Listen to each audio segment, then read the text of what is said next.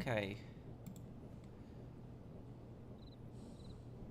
We are live right now. Here we go. Okay.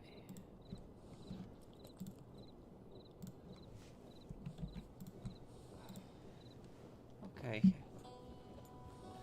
Hello, everyone. Hello, Reward, Mr. Hopkins. How are you guys? Hello, guys.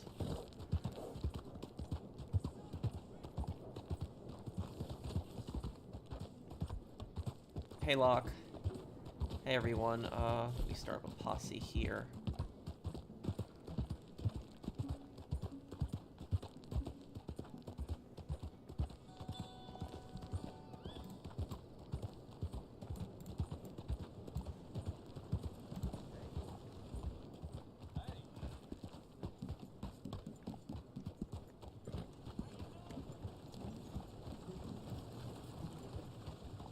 Okay. Okay, you guys just gotta accept the Posse again. Just accept the Posse. It's open. It's public. What are your plans for Halloween stream? I don't know yet, dude. I was thinking of doing that game Fears to Fathom, which a lot of people have requested I play. Do you need something?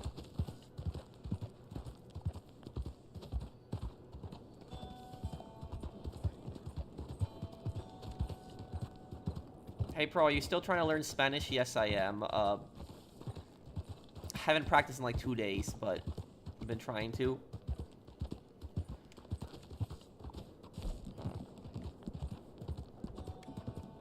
Okay, hold on.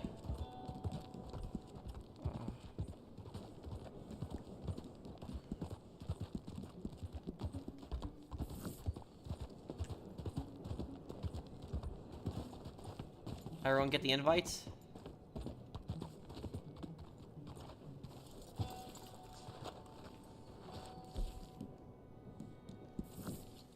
No, I know the suffering. My friend Wilsey has played that game before, but I've never played it, but I would be open to playing it one day.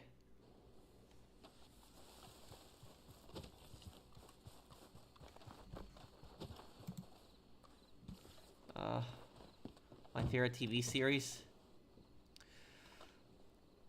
There hasn't been one I've watched in a long time that I liked. Maybe Fargo? Yeah, maybe Fargo was my favorite one.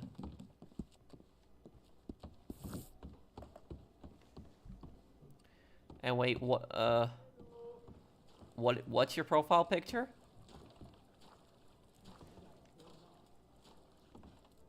So, what shall we create?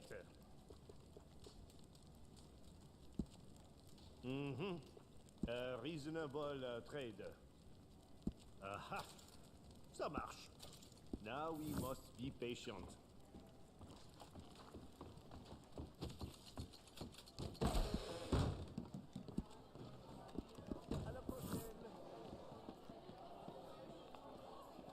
If I have time, Hustler, this is a lot of projects that I'm working on.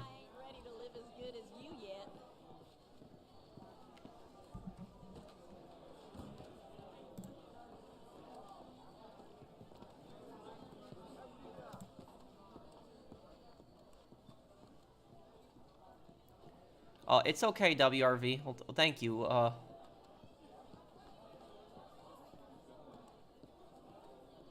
Why can't Jason Schreier talk to devs at Rockstar about what happened to Red Dead Online? Because Rockstar would get embarrassed, and so they're not gonna risk talking to him. Rockstar is never gonna comment on Red Dead Online again. They're never gonna, talk directly to a reporter. Like, all the questions have to be like, pre-screened beforehand. I'm not sure yet, James. Hi, enjoy your channel and like you talk about history. Thank you, Mikey.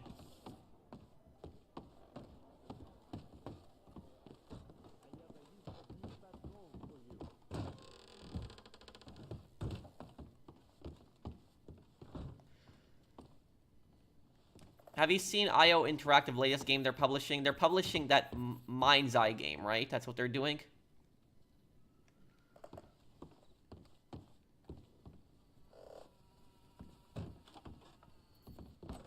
You're not being ignored, dude. There's a lot of people that are posting.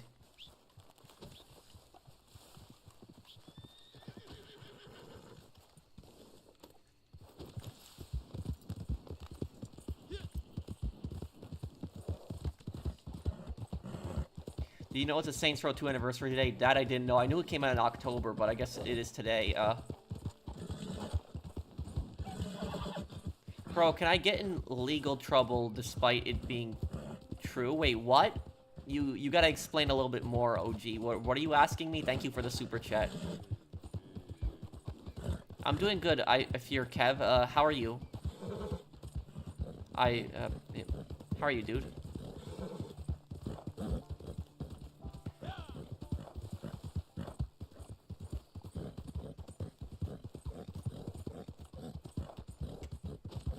Hey, Mr. Waifu. Thanks for being a channel member for over 3 years. I could probably play Saints Row 2 on Sunday.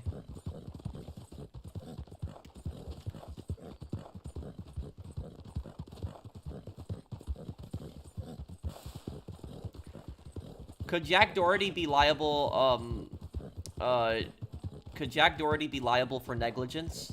Yeah. You know, driving while distracted on his phone, his cameraman gets, injured.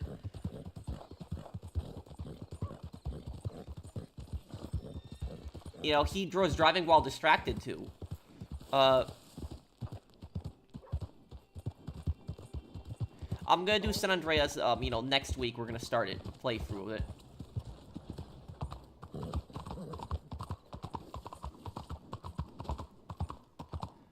What was the Confederacy's downfall during the Civil War? Gettysburg. Wait, what's the situation specifically, 3rd Street Saint? I plan on being a YouTuber and you inspired me, oh. Thank you, dude. I hope it works out for you. OG version of San Andreas. I'll do OG.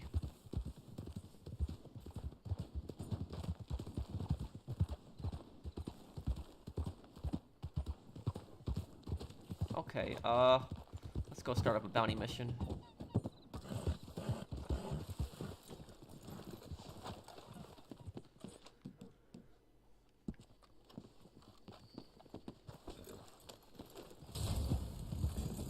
I called Nintendo a Yakuza, as there's proof of it. Well, I don't think Nintendo's gonna do anything to you for, insulting them,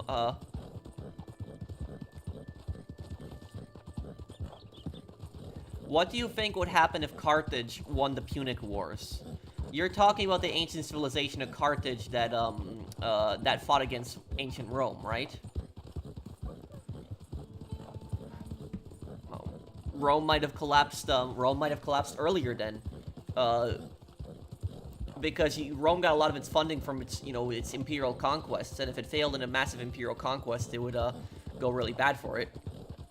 Hey, Pro, I'm a big fan of your content. Keep it up. Thank you, Weeping Panda.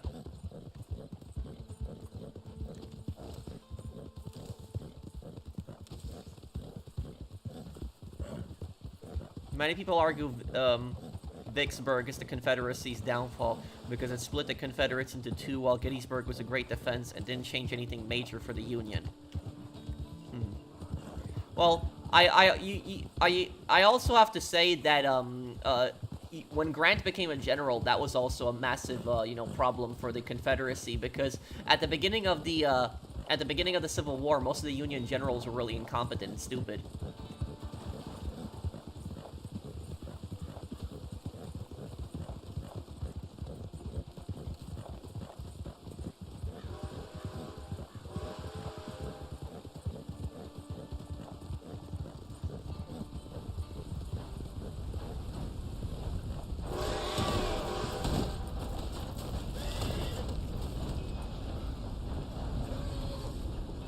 Can I do a New York accent? Hey, how you doing?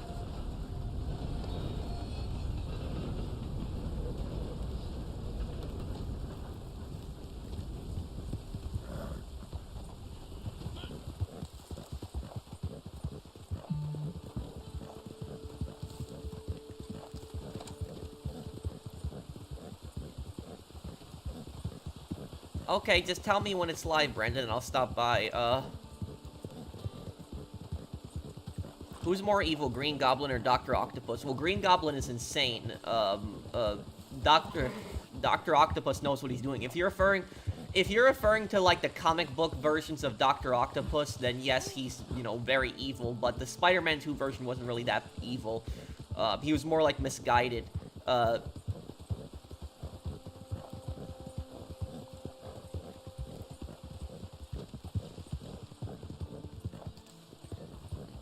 I will start the playthrough of World at War this week, and I will finish World at War before Black Ops 6 comes out, but I won't get the chance to start Black Ops 1 until after I beat Black Ops 6.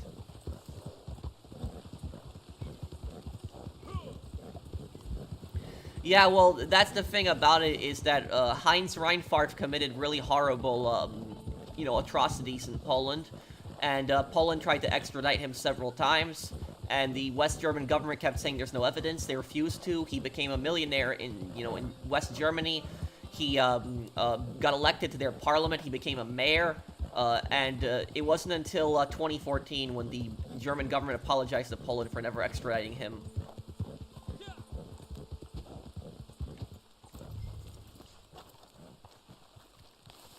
Yeah, I guess you could say that too, Jimmy.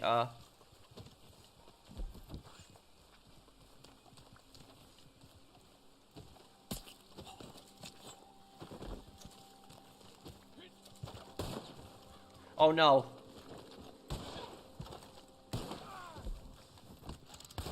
Someone shot.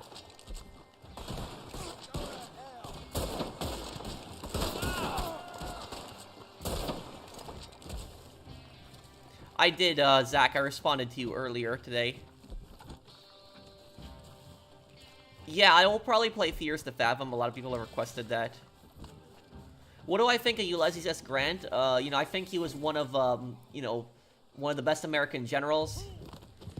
And I think he did try to do his best when he was president.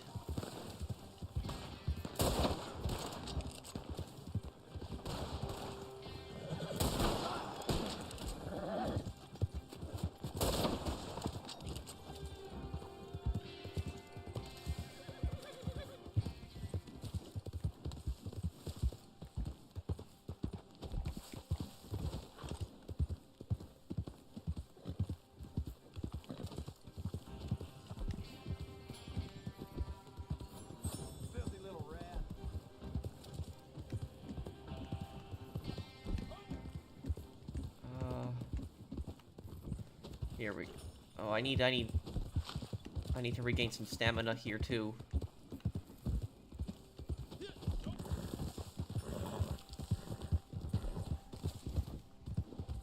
Have you had any problems with tenants as a landlord? Only one. But it was, you know, I haven't had any issues in like a year and a half. YouTube don't show your notifications. Yeah, I've been having that issue, dude. It's a lot of my videos aren't giving out notifications. It's this month has been a bit tough for me. It's been had a lot less views than some of the other previous months, but been trying and, you know, making a lot more content. And I guess because YouTube isn't recommending like my recommending my videos, or the notifications aren't going out like you said too. Who do you think are the top 5 worst presidents? I gotta think about that one for a moment.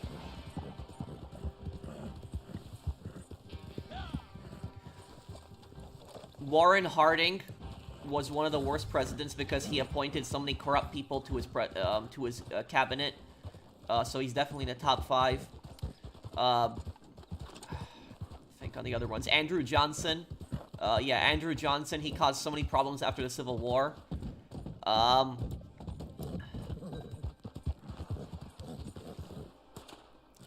Think of a bit more too here.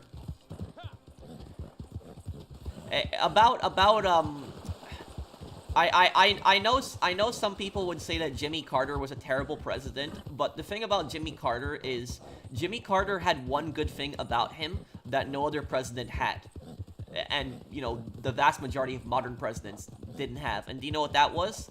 Is Jimmy Carter had no wars during his presidency, no stupid wars, none of that, no intervention, you know, nothing. So it was relatively peaceful during his time. So I can't really put Carter in the top 5 worst presidents because of the fact that he had no conflicts during his presidency. So that's one thing I don't think people give him credit for. Woodrow Wilson, yeah, I would put Woodrow Wilson top 5 also, worst presidents, yeah. Woodrow Wilson, Andrew Johnson, yeah.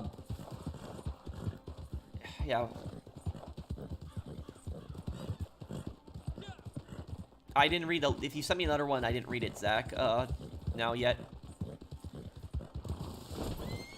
So Warren Harding, Andrew Johnson,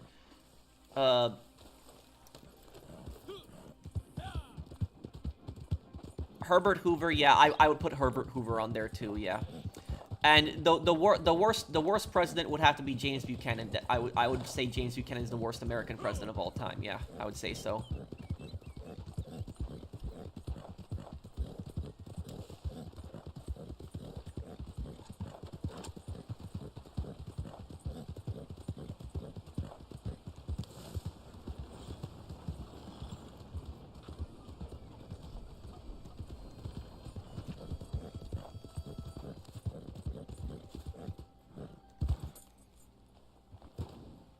Would Andrew Johnson be a good general? I don't know, but he was a terrible president. Hello, Snake. What did Buchanan do during his presidency? Great question. It's what Buchanan didn't do during his presidency that makes him the worst president. It's that what basically happened is during Buchanan's presidency, many southern states were basically just stockpiling weapons and getting ready to secede, and Buchanan did absolutely nothing about that. He did nothing to, like, you know, calm down tensions, to try to negotiate. He didn't do anything whatsoever, and what ended up happening is he ended up taking a lot of the southern states' sides. So he took the southern states' side, and he blamed the northern states for a lot of the conflict that was going around. And then when Lincoln became president, because the South had, like, stockpiled so many weapons, they just immediately seceded. They had their militaries and everything ready. So the Confederate Army was not created during Lincoln's presidency. It was created during Buchanan's presidency. So literally, they were able to assemble and, you know, create their own military. So that's what I'll say about that, is that the president that allows his country to follow civil war has got to be the worst president in American history. So Lincoln inherited Buchanan's mess. Like, Lincoln had to clean up the entire mess that Buchanan caused.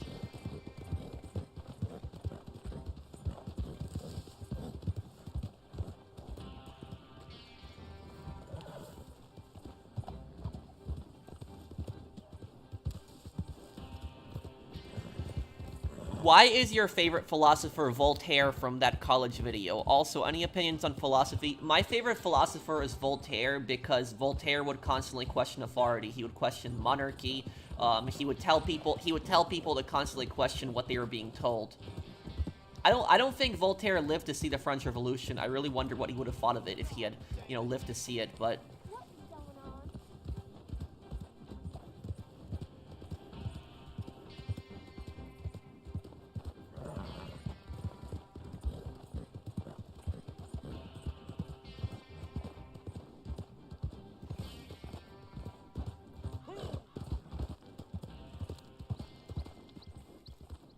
can you do a Preston Garvey impression? There's another settlement that needs your help. Here, I'll mark it on your map. You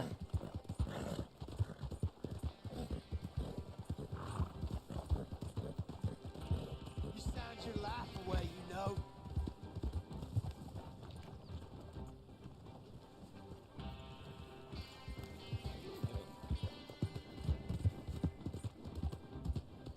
I agree with you. Woodrow Wilson is a terrible president, too. Yeah, I would agree with that.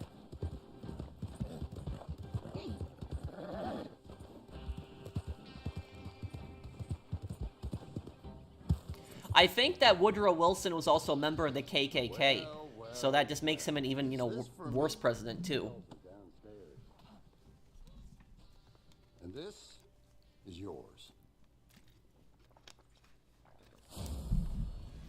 Who do you think are the top 5 presidents? I think that will probably be easier to list the top 5 best presidents instead of the top 5 worst presidents. It would depend on, I'm not going to list any modern presidents because I just don't speak, modern, politics or anything like that. The number 1 best president would have to probably be George Washington, because without George Washington, there would be no country. I would say that the second best president would have to probably be Lincoln, because of the fact that he defeated the Confederacy and ended slavery. Third, 4th, and 5th, I'd have to think about that one. Teddy Roosevelt. Teddy Roosevelt is definitely, one of the best presidents, too. I think there's a collectible around here somewhere. Great Lord above.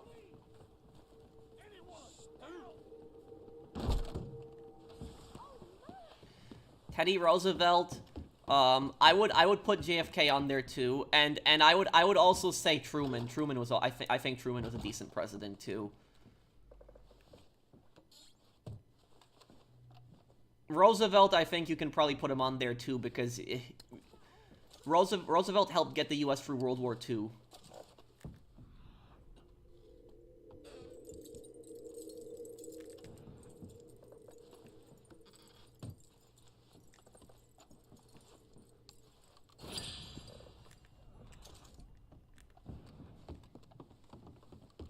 Are you going to review the Call of Duty Black Ops 6 campaign if I have time? Yes.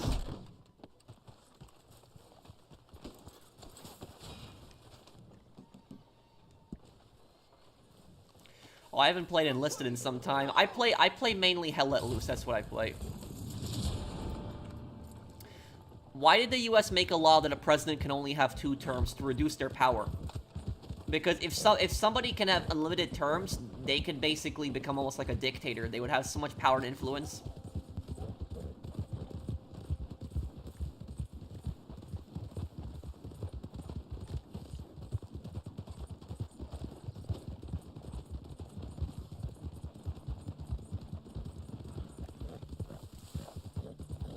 What's your question, Phoenix?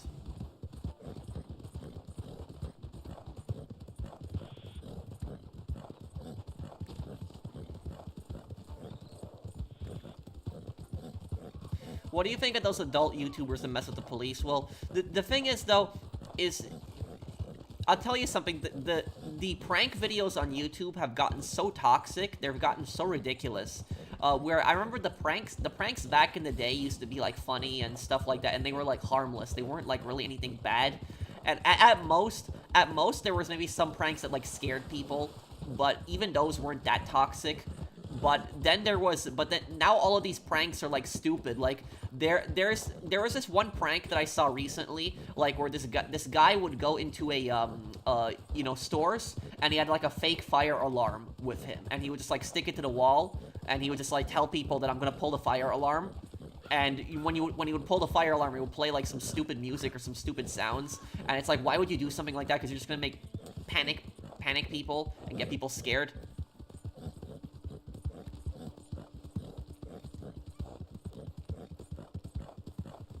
Hey, Pro, if Russia and America had a world war, who would win, Pro, including allies, also of Russia? I also think people in the, Wait, who can't be president? And if you want to know who would win in a war between Russia and America, the answer is easy. No one would win.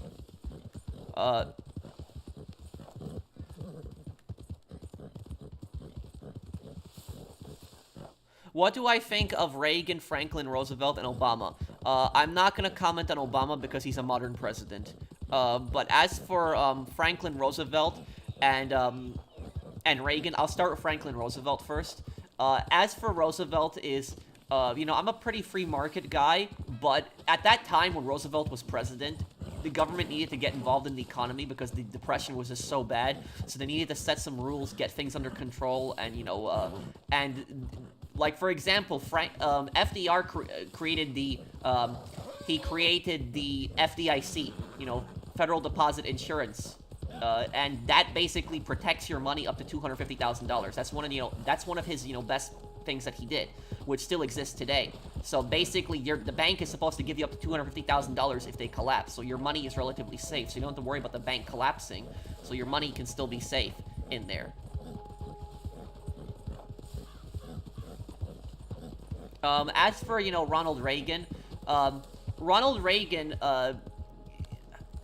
helped end the Cold War, and he helped bankrupt the Soviet Union, which that's his greatest accomplishment. But he also had a disaster with the Iran-Contra affair. That was selling like weapons to the Contras in selling weapons to the Contras in Nicaragua, who were basically cartel members. Having the CIA get involved with drug cartels. That was, that's what I'll say about Reagan, is he had like a disaster with that specifically. Do I know how to speak Polish? Yes, I do. You should watch my playthrough of 63 days. I speak Polish in 63 days in the playthrough of it.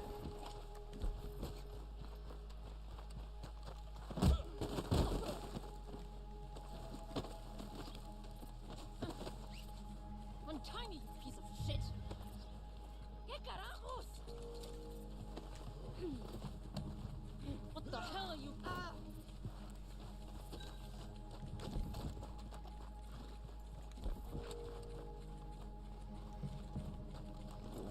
I hope Poland gets added to Hell Let Loose one day. Well, the thing is, Kados, I don't know if you know about this, but Poland was actually supposed to be a faction in Hell Let Loose. I don't know if that's what you're referring to.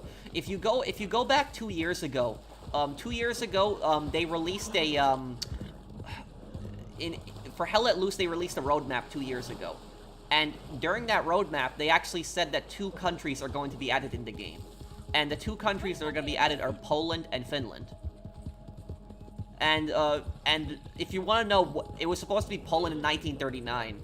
And the battle that was supposed to be in Hell Let Loose is the Battle of Danzig Post Office. And that was basically where a bunch of Polish military, officers had defended the Danzig Post Office. And the Germans were just struggling to take it. So it was a massive siege that was going on. My stream's a bit blurry. What's your question about a job interview?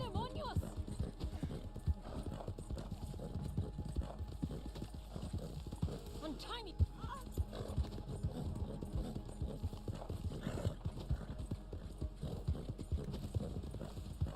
Do you know about Philippe Petit, World Trade Center wirewalker? Yeah, that was the guy who, like, in the 1970s walked across the World Trade Center multiple times. Wasn't that him?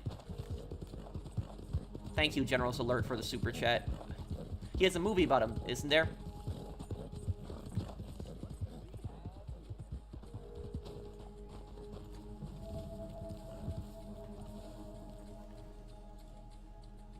How can I find online enjoyable? Well, for 2 reasons. 1, because I'm playing with friends, and 2, because I'm talking to you guys. If I was playing by myself, I'd probably get bored. But, talking to you guys while streaming, we can still bring life back to Reddit Online, at least somewhat. Have I ever played Def Jam Fight for New York? No, I haven't. Thank you, Cuban Missile. I have played Def Jam Icon, though, and I've beaten Def Jam Icon. I actually have Def Jam Icon still, but I've never played Def Jam Fight for New York. Pro, play Left 4 Dead. I would like to play that one day.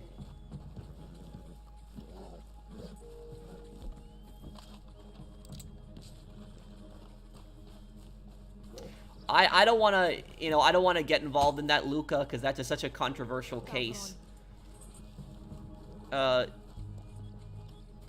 Pro, do you think of maybe a live stream Hell Let Loose? Yeah, I could do a live stream of Hell Let Loose one day.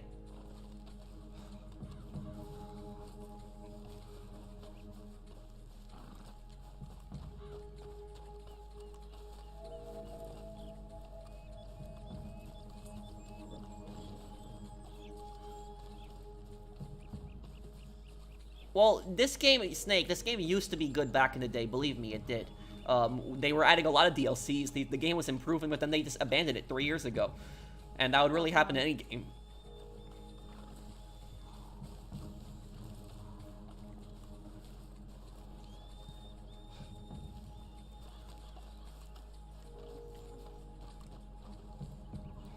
Last Wednesday, I attended a pre-screening meeting.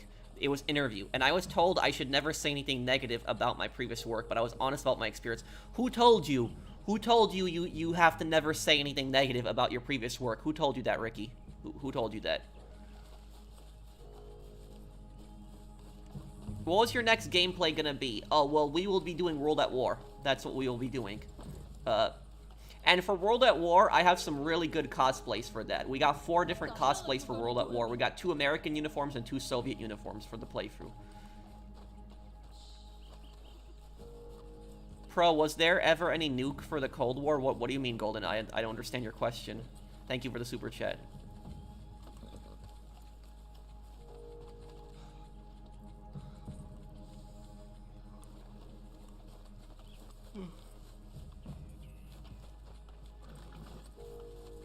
Can there be world peace? No. Because no matter what you do, is like, there is always going to be a war somewhere in the world. Somewhere. Like everywhere. There's always gonna be a war someplace. Someplace there's gonna be a war. And the reason that we will never have true world peace, like we will have certain times in history where it's more peaceful than violent. And there's some times in history where it's more violent than peaceful, but we're never gonna have a time where there's no wars. Like, I don't think it's ever gonna be a time period where there's no wars nowhere in the world. It's just always gonna happen somewhere. There's always gonna be some, and even if there aren't any wars, there's gonna be some kind of territorial dispute. It's always gonna happen, some kind of conflict, some kind of rebellion, something going on. And the primary reason for that is because humans always want to take something from other people. That's primarily the reason. They want to interfere in other people's affairs, and they want to take stuff from other people. And because of that, we're never going to have peace.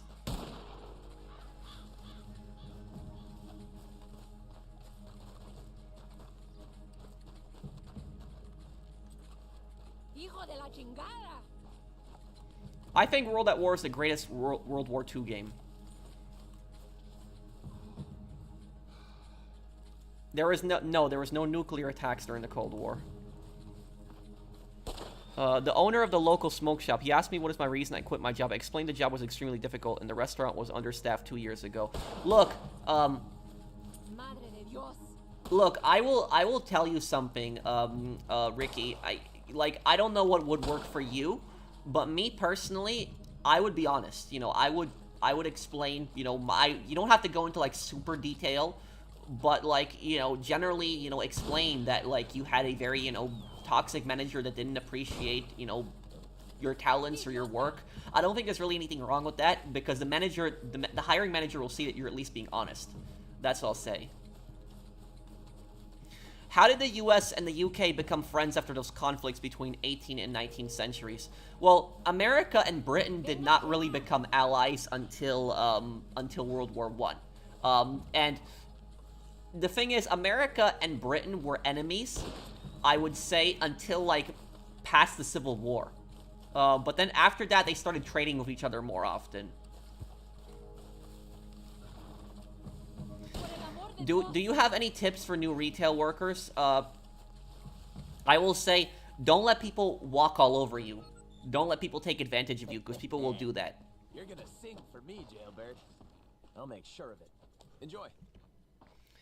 People will take advantage of you. People are just, some people are just scummy like that.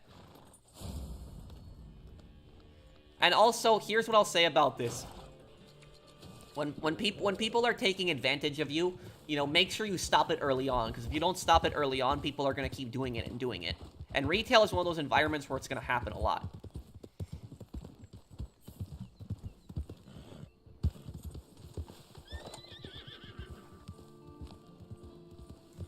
Oh, well, Black Ops, 6 will have nukes? I don't know.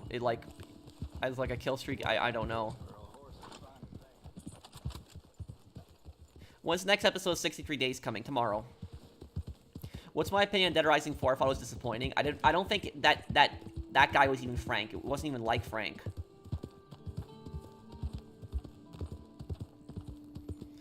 Oh, I'm well aware of that, DJ, that I know, people will talk behind your back.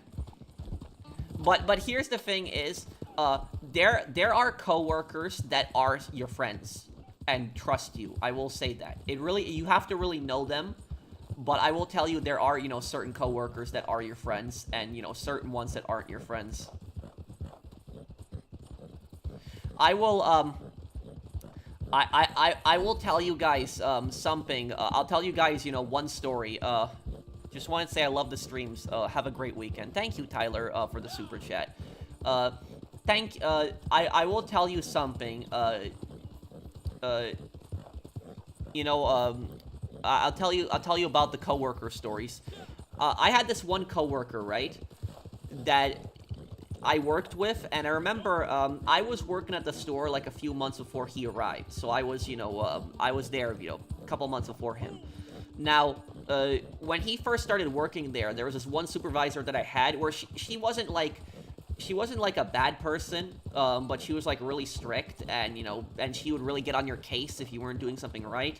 And basically that new guy was getting yelled at, and I, you know, told the supervisor, I was like, you know, calm down, like, he's new, he's gonna learn the things too. She argued with me for a little bit, but then eventually, you know, she calmed down, and, you know, he saw that, he thanked me for standing up for him, you know, I said it was no problem, and then, like, a couple weeks later, there was this supervisor, this one supervisor that I really didn't like, and she was, like, really rude and nasty. This is a different supervisor. She was, like, really rude and nasty, and she would always, you know, find some kind of problem with me. Like, she was always really rude, always really, annoying. If you want to know how rude this one supervisor was, one time we had a really long line, and I was on register, my coworker was on another register, and the coupon machine had basically run out of paper, and customers were complaining. And there's, like, a customer saying, can you fix the coupon machine, when literally we have, like, you know, 2 lines going through this.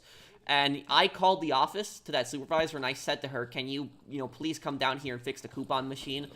Because, like, we have, like, you know, long lines. And she just said to me on the phone, like, are you idiots so incompetent that you can't do anything right? Like, she said that to me. And so, like, this was a supervisor that I really hated. You know, I just really did not like working with her. She was just nasty in general. And about that coworker who I stood up for, he became really friendly with that supervisor. I don't think he was, like, dating her or anything, but they just became, like, really good friends. And, you know, and what ended up happening is when she was, you know, talking crap to me, he never said anything in my defense. Never. Nothing, even though he clearly saw it. Nothing, even though I stood up for him. And the worst part is, he started bossing me around. So she would give him orders, and then he would come down and tell me what to do specifically. And he came down one day, and he told me that the supervisor said if you piss her off, she's going to send you home today. And I said, like, you know, she told us that for both of us, and he pointed at me and said, no, just to you. And, like, I was like, I shouldn't have stood up for this guy. So, I was thinking, like, that's one coworker that, like, I regretted standing up for him. So, like, I stood up for him, and then later on, he just became a scumbag, became bossy, and tried to boss me around. And so I'm starting to think that my supervisor, who was really rude to him at the start and strict, she had a point. But that was basically, like, that was, like, one coworker that I had that was bad. But then I had another coworker that was actually really good, and it was a supervisor I liked. And there was this one supervisor who was constantly doing bad stuff and getting other employees to do their work. And the supervisor told, when I was working with that supervisor one day, he basically told me about that supervisor, how he was, like, doing a lot of stuff he wasn't supposed to do, and then he's gonna make sure that he, like, you know, he's gonna make sure he gets in trouble for this. And then he told me, he's like, you know, don't tell anybody about this, Patrick, because I trust you. And I didn't tell anybody about that, so, but that was, like, you know, a supervisor, he told me stuff, like, that this other supervisor was doing bad stuff, and he was gonna do something about it, and you know, get that guy punished. But, you know, he considered me his friend, and, you know, and he didn't want me to tell anybody about that, and I didn't. So, like, there are, you know, the point that I'm getting at is there are certain, like, you know, coworkers that are your friends. So, like, when people say your coworkers are not your friends, it really depends on the coworker, because certain coworkers are your friends. They will help you out, and they won't expect anything in return. But then there's other coworkers that will talk behind your back, and they will be, you know, annoying.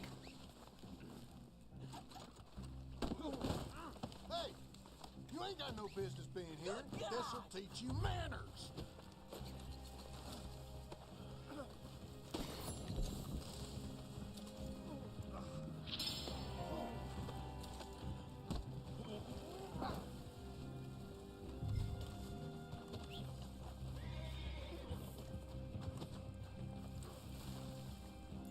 Do you think, Saints Row the Third would have been better if it was like Saints Row 1 and 2? 100%. Yes. Cuban Missile, I agree with you 100%. Yes. How do you manage YouTube and free time? Well, honestly, I don't a lot of times. I haven't really had much time to play any games. Like, one of my favorite games that I like playing is DMZ, and I haven't played a DMZ match in, like, you know, 2 months. you know, Modern Warfare 2, like, because I've just been busy with so many playthroughs and projects and stuff like that, so.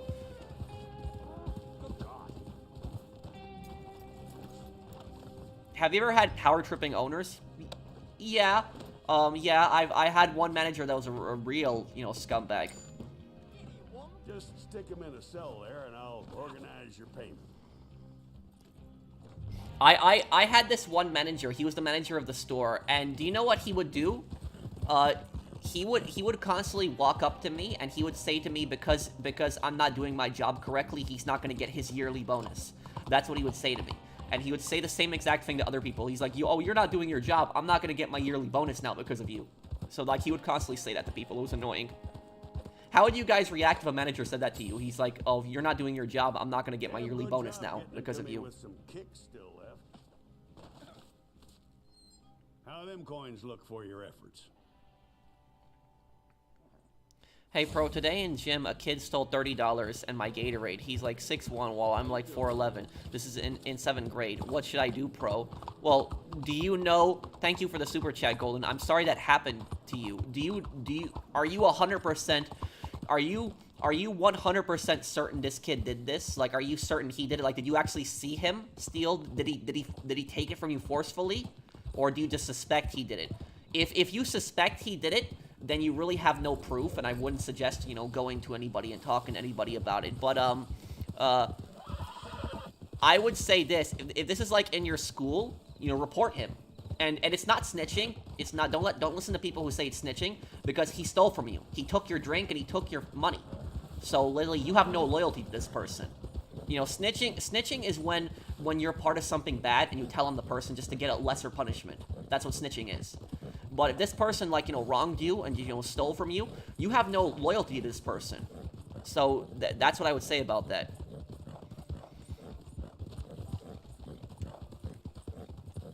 I'd say, what about my yearly bonus? Well, that's what I should have said, too.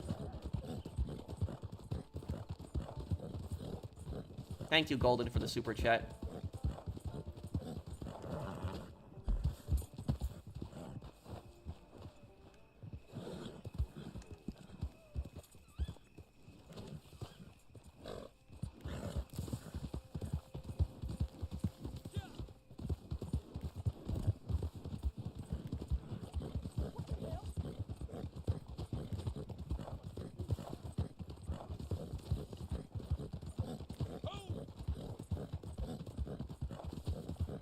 He stole before, and I saw him with it, and he gave it back before he did it. I think I'ma fight him. He stole before, even though I... Well, no, don't fight him, because it's gonna make the situation worse. Don't do that. If he... Here's what I would say to you, is if he gave you back your money and your drink, just let it go. That's what I would just say about that. You know, don't tell on him, just let it go. But if he does it again, tell on him right away.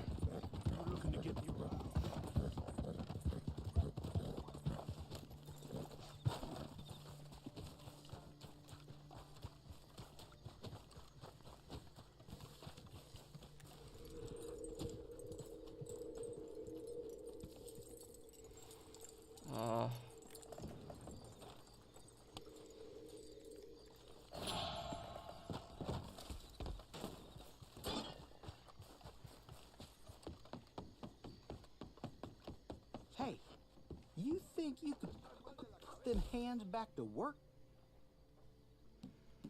Oh, boat theft. Let's do that one. Hell, I do not have the time to go over this with you.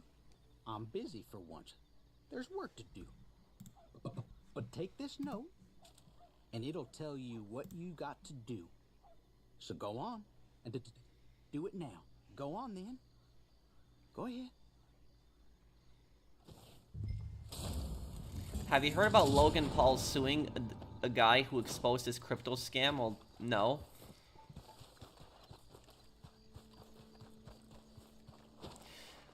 They got greedy, Streetwalker. I'm actually gonna have a video on Reddit Online this week. It's gonna be my first video that I've made in like a year on this game. But I'm gonna have a video on Reddit Online specifically talking about the Telegram missions and why they're garbage.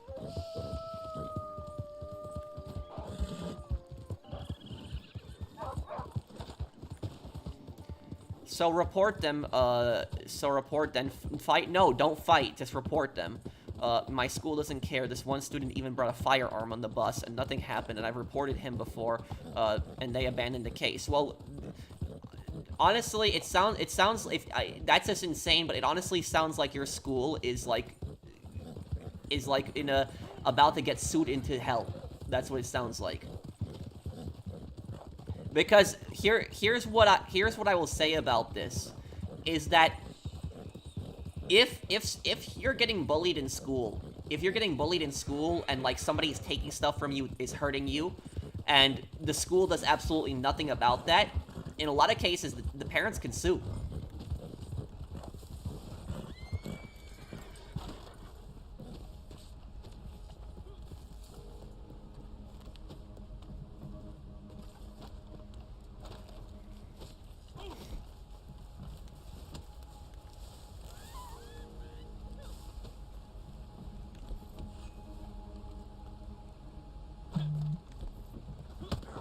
Oh, what the? Why did he kick him? That's... Okay, that was so stupid.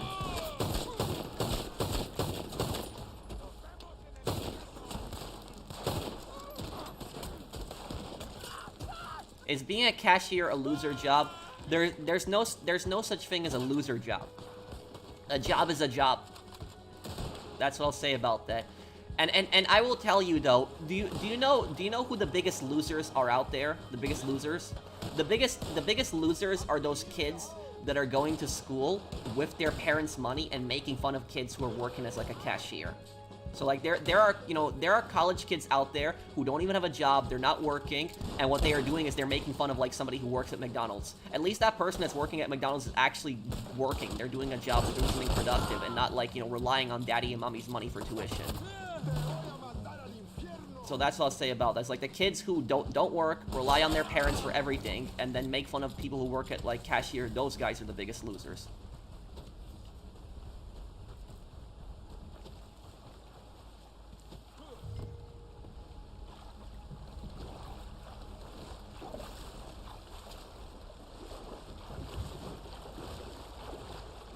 Jack Doherty is a scumbag. He's a loser.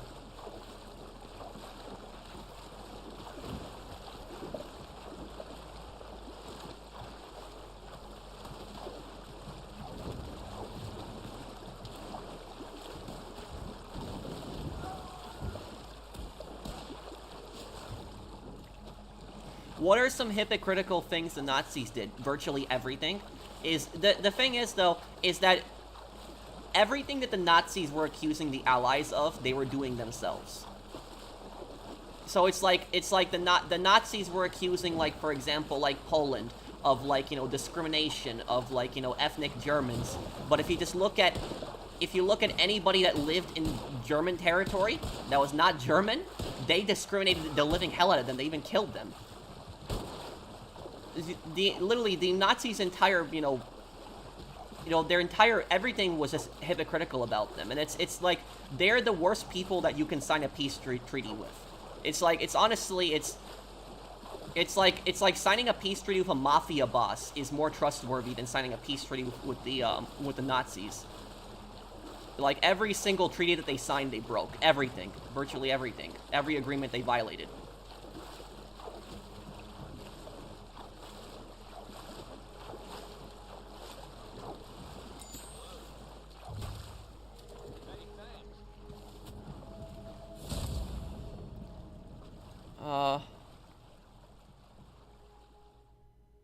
It will, Michael.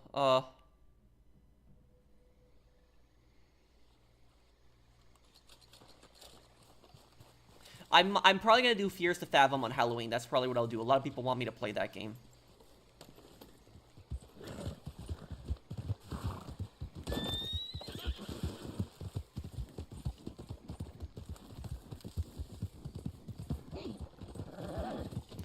My cousin said the Nazis were saints compared to the Soviets in World War II. No, that's nonsense.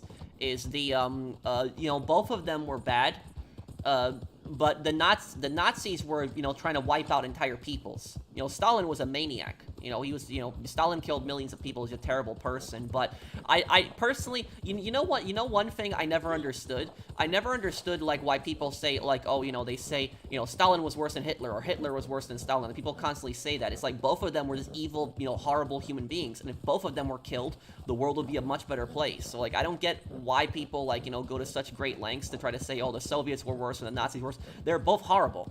So it's like, you know, the world will be a better place without both of them.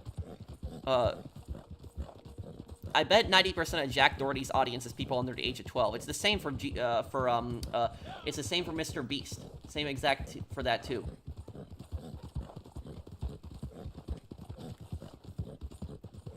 And here's one thing that I will say also. A lot of you know, one thing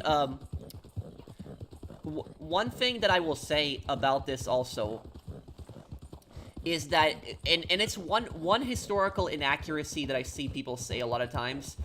People will say, for example, like, oh, you know, it's better to be taken as a prisoner by the Germans than being taken by a prisoner by the Japanese. But it really depends. Mr. Boss, you accidentally said Mr. Beast. No, I said Mr. Beast too, because most of Mr. Beast's, you know, fans are, you know, kids. Most of them are. But here's what I'll say about that. Is that if you were like a British or American pilot, right? And you got shot down over Germany, if you got shot down over, like, Germany and France, you probably would survive the war as long as you were not Jewish. So as long as you were not Jewish, you probably would survive the war in a, you know, German prisoner of war camp. However, though, if you were a Soviet or a Polish, you know, prisoner of war, or if you were a Yugoslavian prisoner of war and you got captured by the Nazis, you had very little to no chance of survival. You know, very little to no chance. So the Nazis treated prisoners, you know, Allied prisoners in the West, very different than how they treated, you know, prisoners in the East. Like, for example, over 1 million Soviet prisoners starved to death under the Nazis, and a lot of that was deliberate. So, if you want to know, why did the Nazis treat Western prisoners of war so much better than Eastern prisoners of war, the answer to that is that when it came to Slavs, people in Eastern Europe, they didn't see them as people. That's the thing. So, like, when the French and the Danish, the Norwegians, you know, the Dutch, the Belgians, the Nazis were planning to Germanify them, basically forcing them to speak German over time and becoming German. But when it came to the East, the Slavs, they had no plans to Germanify Slavs. They were going to mass murder all of the Slavs. They were going to kill everyone in Poland, Ukraine, Belarus, Russia. They were going to kill all the Slavs. So that's the Nazis not see Slavs as people. That's why, you know, that's why Slavic prisoners of war had such low chances of survival. There was this one comment that I read. I read this one comment. I was watching a World War II documentary once, and I read this one comment, and this one guy said that his grandfather was like an American prisoner of war in a German, you know, POW camp. And the American prisoners of war, they were like in these little, like, kind of like these little huts that were similar to, like, what you saw in, like, The Great Escape. So if anybody's seen The Great Escape, kind of similar to that. And he said that his grandfather was in those, like, you know, huts. They got fed. But then the Soviet prisoners of war were even though they were in the same camp, they were in a very different section of the camp. And they were basically being worked to death. Like, you know, just forced to mine rocks all day. When the American and the British prisoners were not, you know, did not have to go through a lot of that stuff too. So that's what I'm saying. That's one thing that people don't know. So, like, people oftentimes say, like, for example, oh, you know, if you get captured by the Germans, you're going to survive World War II. You know, they'll treat you fairly. It's like, no, if you're an American or a British prisoner of war and you get captured, like, flying over, like, shot down over, like, you know, Germany or France, you'll probably survive the war in captivity. But if you're a Slavic prisoner of war, no, you're probably not going to survive captivity. So that's what a lot of times people don't know. Let me look here.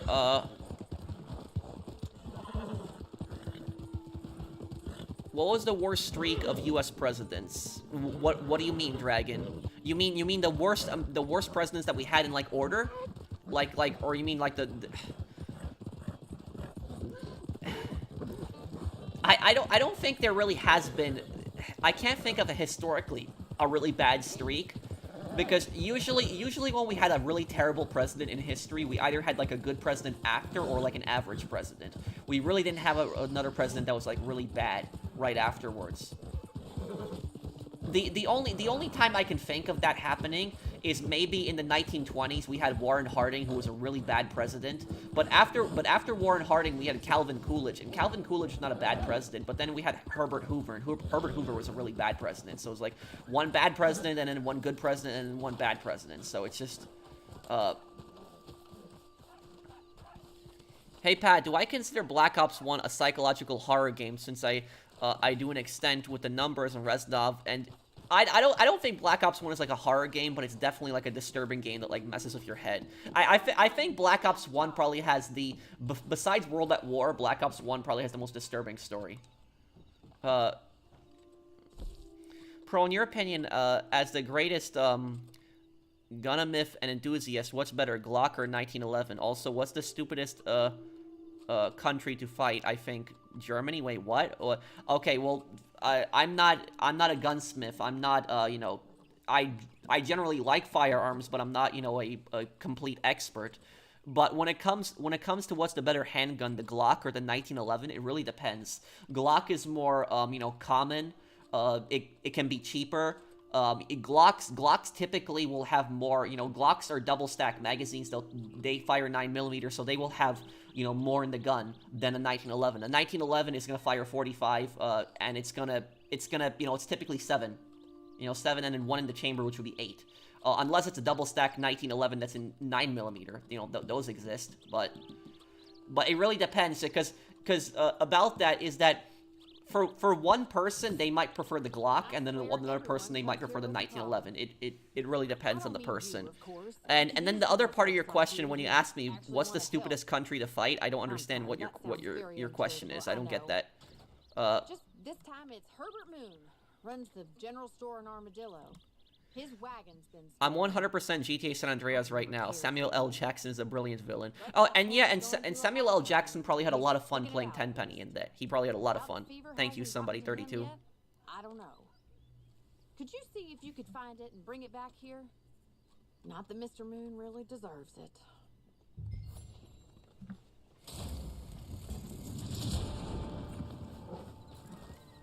Do you think that Lebensraum is just like Manifest Destiny?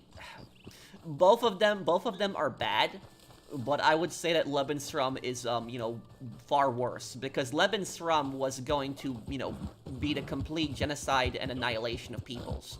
During America's expansion during Manifest Destiny, a lot of Native Americans were killed and thrown off their land, but it's not to the extent of, like, what Germany was doing during, like, World War II with Lebensraum.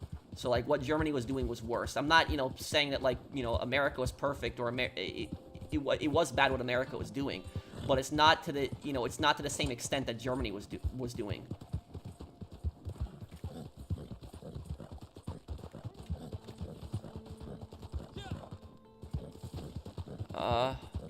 Maybe the Germans would have kept Slavs as slaves, so that was actually a lot of their plans. That's actually what they were doing too.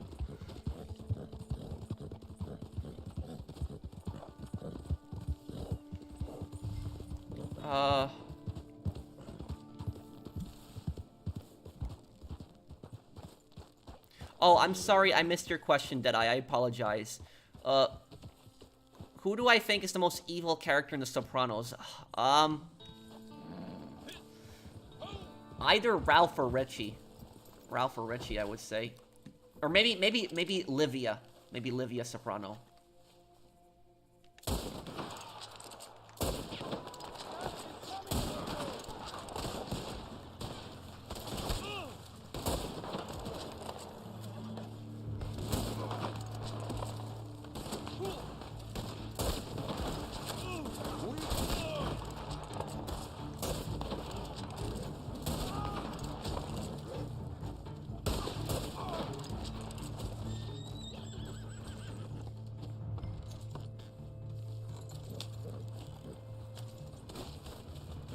What were the safest countries in Eastern Europe during World War II? None.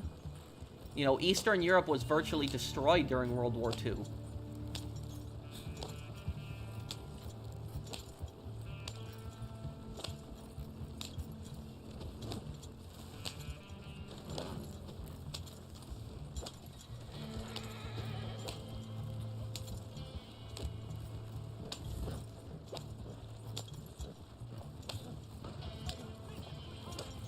Okay, Brandon.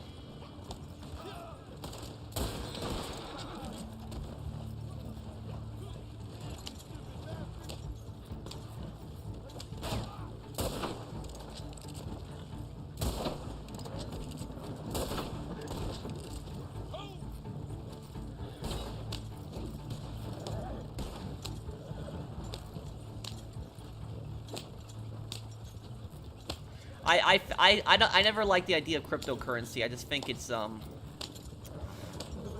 I just think that it's I think it's unstable, and I think it's like really suspicious too. Well, Stalin really did not like Jewish people. He was actually convinced that there was a. If you look up what the doctor's plot was, Stalin was convinced that there was a plot of like Jewish doctors out to kill him. So that's why a lot of like Jewish people fled the Soviet Union as well.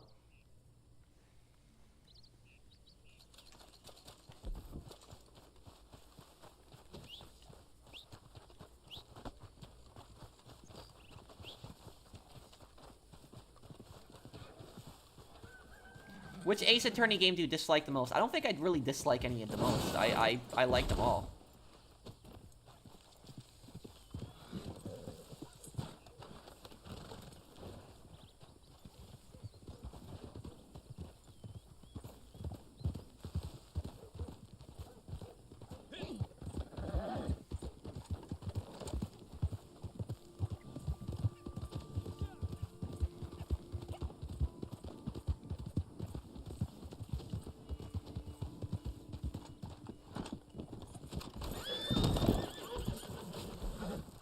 Check my moonshine business now. Let's see what that's at. Hell Let Loose is a fun game.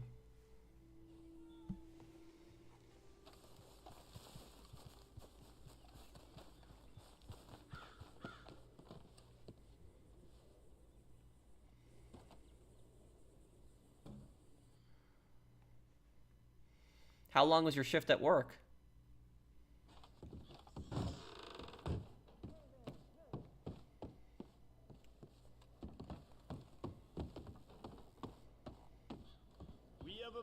Ready to go.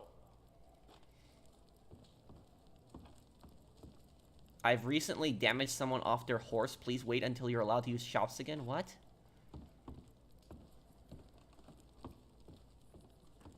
I remember the Mausers, how broken they were.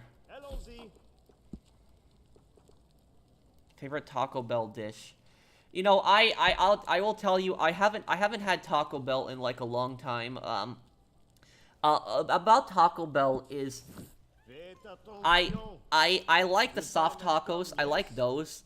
But about Taco Bell, I haven't had Taco Bell in like months, and the reason is because whenever I have Taco Bell, I don't like, you know, get sick or vomit or anything, but my stomach just hurts. Like it tastes good. It tastes good when I eat it, but then later on my stomach just hurts when I have Taco Bell, and so that's why I haven't had it in like months, because of that.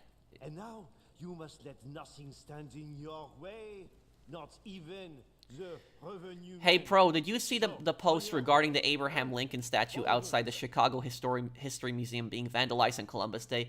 Those people are, you know, a bunch of idiots, of protesters who did that. I honestly cannot believe, you know, they did that. I cannot believe that they destroyed a, you know, a statue of Lincoln. You know, go and destroy, like, Confederate statues. I don't understand, like, why, like, you know, target, like, a statue of Lincoln. It's just stupid. And even, like, the Confederate statues, I would say just, like, take them to a museum. Like, you know, put them in a museum. But, like, this idea of, like, people going around just destroying statues, I just don't like this personally.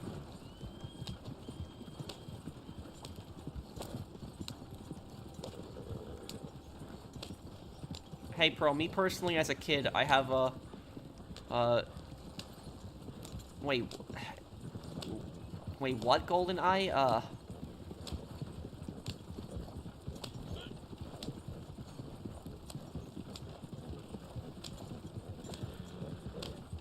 It's like Lincoln was alive, like, it was like 300 years after Columbus, so I don't know, like, what, you know, it was like 350 years after Columbus, so I don't know what they're thinking.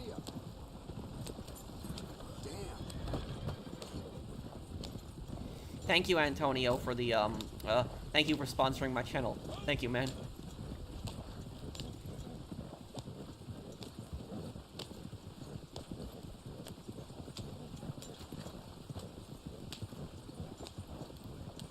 Kane and Lynch 2 is a great game.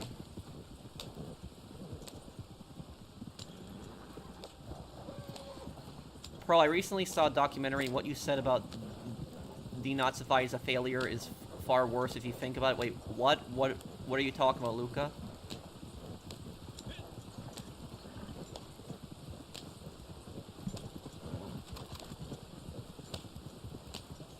How do you deal with job criticism? What can you explain a little bit more? What do you mean job criticism?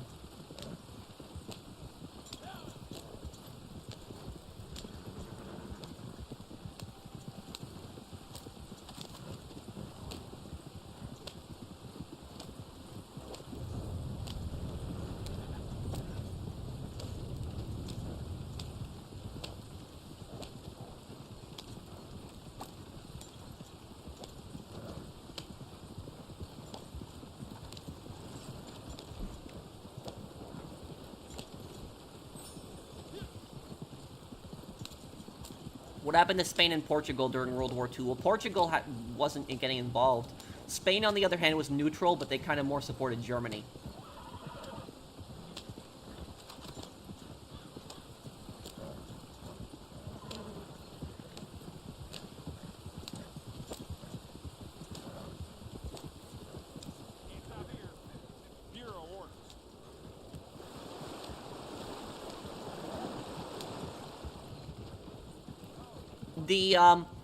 The revolution that happened in Iran is probably one of the worst things that has happened to Iran in its history, or Persia, I should say.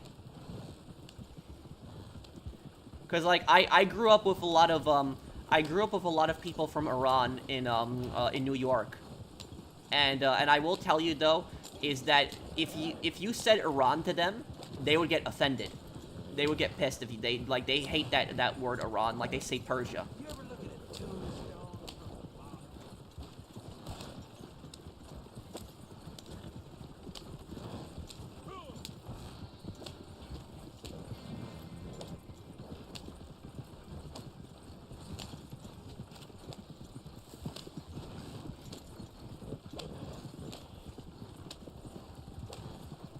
It's such a shame. If Iran never had that revolution, it would have been like Iran could have been like an economic giant today. It really could have.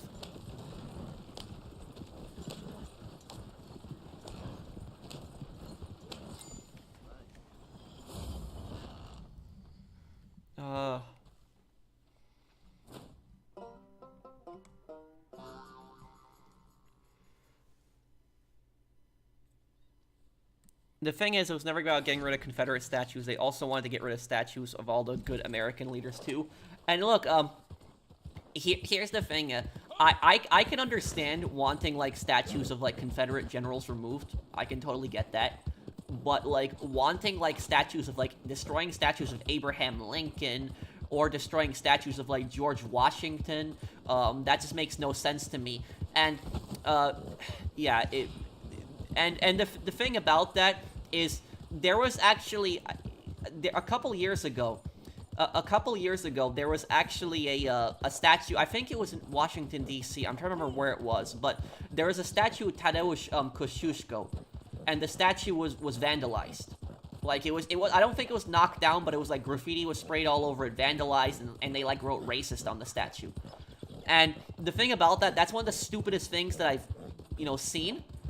Because Tadeusz Kościuszko, he was one of the American forefathers, but he was originally from Poland. So he was a general in the Continental Army, but he was from Poland. He's one of the few Polish American forefathers, because not all the American forefathers were from America. Some of them were from other countries. But about Kościuszko, about him is he fought for freedom and independence from Russia. He had uprisings in Poland. Those didn't work out, but he helped fight against the British in the Revolutionary War. And one of the things about Kościuszko is Kościuszko was a very rich man. He was very wealthy, but he was extremely against slavery. He did not support slavery. He thought that slavery should be abolished. He believed that slavery was an abomination. And what he did was he actually had argued with a lot of the American forefathers to actually ban slavery. So he thought that slavery should have been banned when America became a country. So he was always against that. He didn't support slavery. And what he did was, when he died, he actually left a lot of his money to, like, build schools for, like, freed black men so that they could learn how to read and write. And so he did a lot of that stuff, and the fact is, these guys had, like, you know, vandalized his statue, these protesters, and just, like, you know, wrote racist all over it. And I watched, like, a YouTube video of, like, this Polish guy who was, like, confronting one of the protesters, and the Polish guy says to the protesters, like, do you know whose statue this is? And, like, the guy was, like, saying, oh, he was some kind of colonizer or, like, something like that. Because they see a guy in, like, a Revolutionary War uniform. And so they see a statue of some guy from, like, hundreds of years ago. And they think, oh, this guy was probably a white supremacist. When the guy literally had, like, dedicated huge parts of his life to, like, fighting slavery. So just because the guy lived, like, hundreds of years ago doesn't mean that the guy was a white supremacist. But they thought that he was a white supremacist because he was, like, it was a statue of some guy that, like, lived hundreds of years ago. And they didn't even know who it was. And they decided to vandalize the statue. And I remember the protester says to the guy, if this guy was, like, so against slavery and had, like, you know, dedicated huge parts of his life to, like, you know, fighting slavery and had, like, built schools for, like, you know, freed slaves so they could learn how to read and write, then why did people destroy his statue? That's what the protester said. And, you know, I was thinking to myself, because you didn't know who he was. That's it. It's like you're targeting a statue of somebody, calling somebody a racist, and you don't even know who it was. But the thing about that is, if Kosciuszko was alive today, if he actually saw that, he would have forgiven those protesters, because he was a very forgiving man. He didn't hold any kind of grudges, so even people that would vandalize his statue, he would have forgiven that. So he was a very, you know, compassionate man. But it was like, you know, that was just one of the stupidest things that I've seen, is like people, you know, destroying a statue of a guy who dedicated huge amounts of his life to, like, fighting slavery. It's one of the stupidest things that I've seen.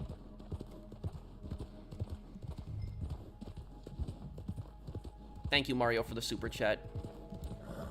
My brain hurts. Yeah, my brain hurts too after, you know, watching that video, but it, you know.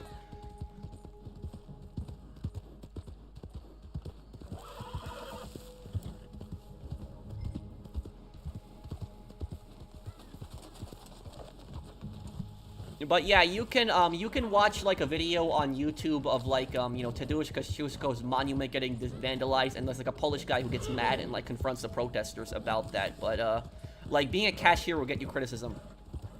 Here's what I'll tell you, though. A job is a job. So it's a job is a job. It's somebody who's working a cashier, at least they're doing something. They're trying to make money. They're working. They're at least doing something. Versus, like, you know, people that, like I said, these kids who are, like, you know, going to school on mommy and daddy's tuition money, and they're not working at all. So that's what I'll say about that, is that at least the people that are, like, working as cashiers, at least they're doing something. So, like, honestly, I don't understand this logic. For me personally, I think the people who should, if anybody's to get shamed, the people who deserve to get shamed are those entitled college kids who, like, think the world revolves around them, and they think that, like, they're not working a job, they look down on people, and, you know, mommy and daddy are paying their entire tuition. Those are the people who deserve to get shamed, not, like, you know, cashiers.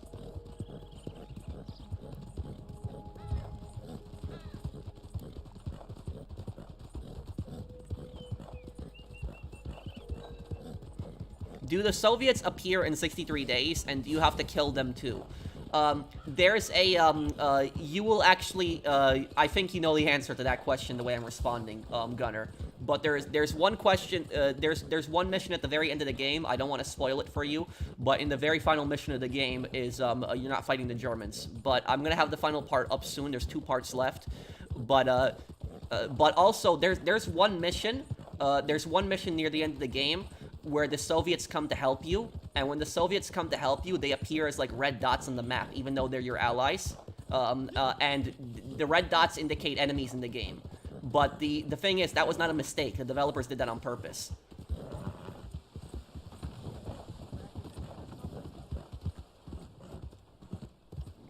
What about service members who are in college? What do you mean? Can you explain a little bit more? Alvinor, you don't have to super chat me again. I'll look for your comment. Can you explain what you mean?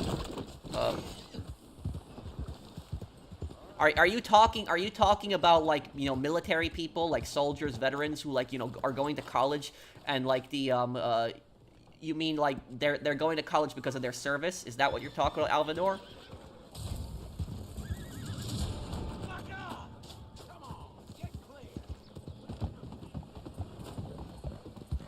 Well, Alvador, here's the thing is, a veteran going to college and having their college free because of their military service is very different than, like, some rich kid that's, like, going to college, not working a job, and, like, mommy and daddy are paying their tuition. The veteran did something. They served their country.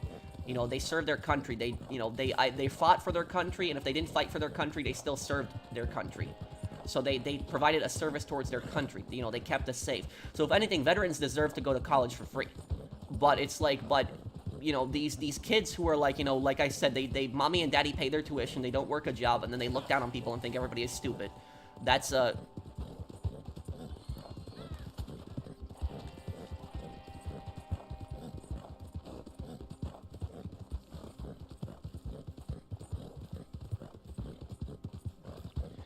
I really hope I don't get copyright claimed on the karaoke missions, Gunner.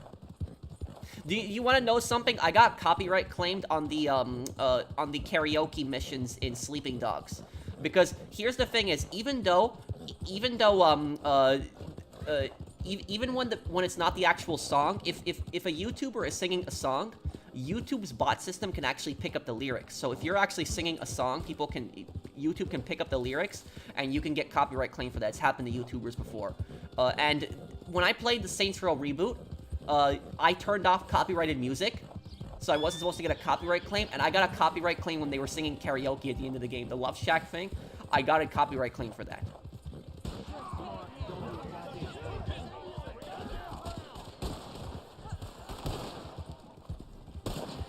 Maybe I'll do a playthrough of it. Oh. Whoa, okay. Didn't mean to do that. If I get the chance, I'll do playthroughs of the Assassin's Creed games, but I just have, like, a lot of games I'm to do right now, dude.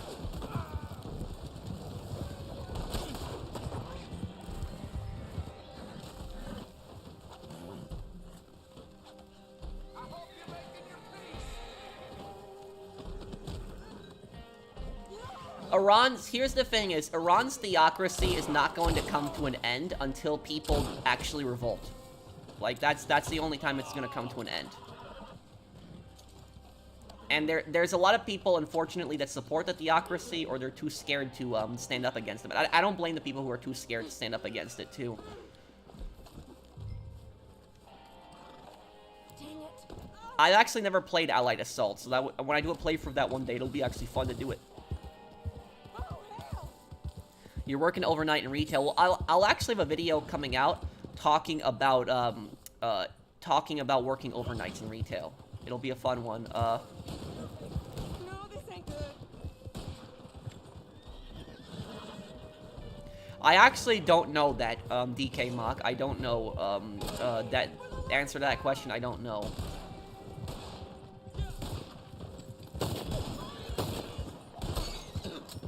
What's your question, AMC? Oh, and, Gunner, are you still here?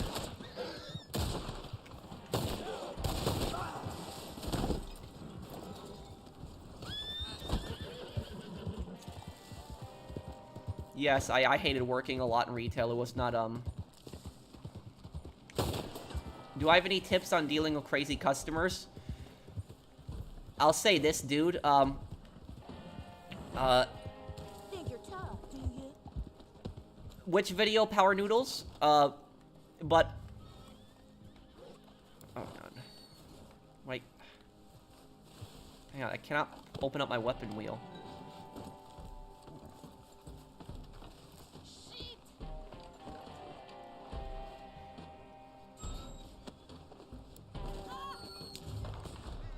Okay, here's what I'll say about this.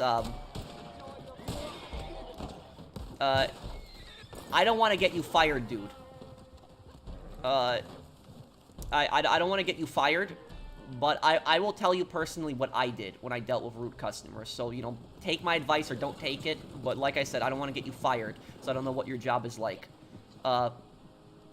We can actually take this wagon. Does anybody want to drive this? I'll actually take this thing. I really wish we could have bought something like this. Like this thing, buying something like this, like a wagon with a machine gun on it, that would have been so much fun. I don't know why they never added something like this to the game. They could have even sold it and it would have made money for them.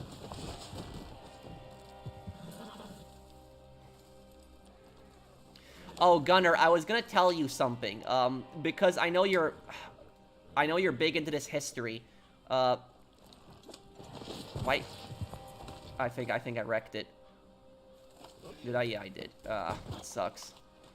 The next part of 63 days, you will actually see a Goliath in it. So there will be a Goliath that will attack. Make sure you check out part 5 when I upload it, probably tomorrow. You'll see it in there. Okay, but about the crazy customers now. So here's what I would do when I dealt with crazy customers, like really rude and nasty customers. I would typically do whatever they wanted. So I would just sit there and take their abuse, take their yelling. I would just sit there and do that. But when the last month that I was working there, the very last month, if I had like a really rude customer that said like something nasty to me, like I was trying to help them and they were still being rude to me, and they were just giving me an attitude, I would basically say this to them. This is what I would say. I would say, you know, sir or ma'am, I'm trying my best to help you. If you continue being rude to me, I will not help you, and you will have to find somebody else. That's what I would always say. And if they stopped, I would, you know, finish helping them. If they didn't stop, I would just walk away. And I would tell them, go find somebody else to help you. I would do that. And whenever I did that, they would always have a really shocked face. Like, they would stop yelling, and they had, like, a really shocked face. Like, they could not believe that I walked away from them. Like, they couldn't. Like, those entitled customers can't believe when you walk away from them, because they expect you to sit there and just take it. They think that you're so scared of losing your job that you will just sit there and take their abuse. But my manager never said anything to me. So I've walked away for several customers that were rude to me. My manager never said anything to me. But that was like the last month that I was working. But I don't know how your job is, so I don't want to get you fired. But that's personally what I did. Is when I was dealing with rude people, I would always say that, you know, sir, ma'am, I'm trying to help you. And if you continue being rude to me, then, you know, I will not help you. And if they continue being rude to you, walk away. And if your manager asks you, why did you walk away? Just say, I was trying to help them. They weren't listening. And they were just being really nasty to me. And I don't, you know, I'm getting paid minimum wage. And I don't get paid minimum wage to get yelled at and cursed out. So that's honestly what I would say to them. Have they ever threatened you? I want to speak to your manager. Oh yeah, I've heard that so many times.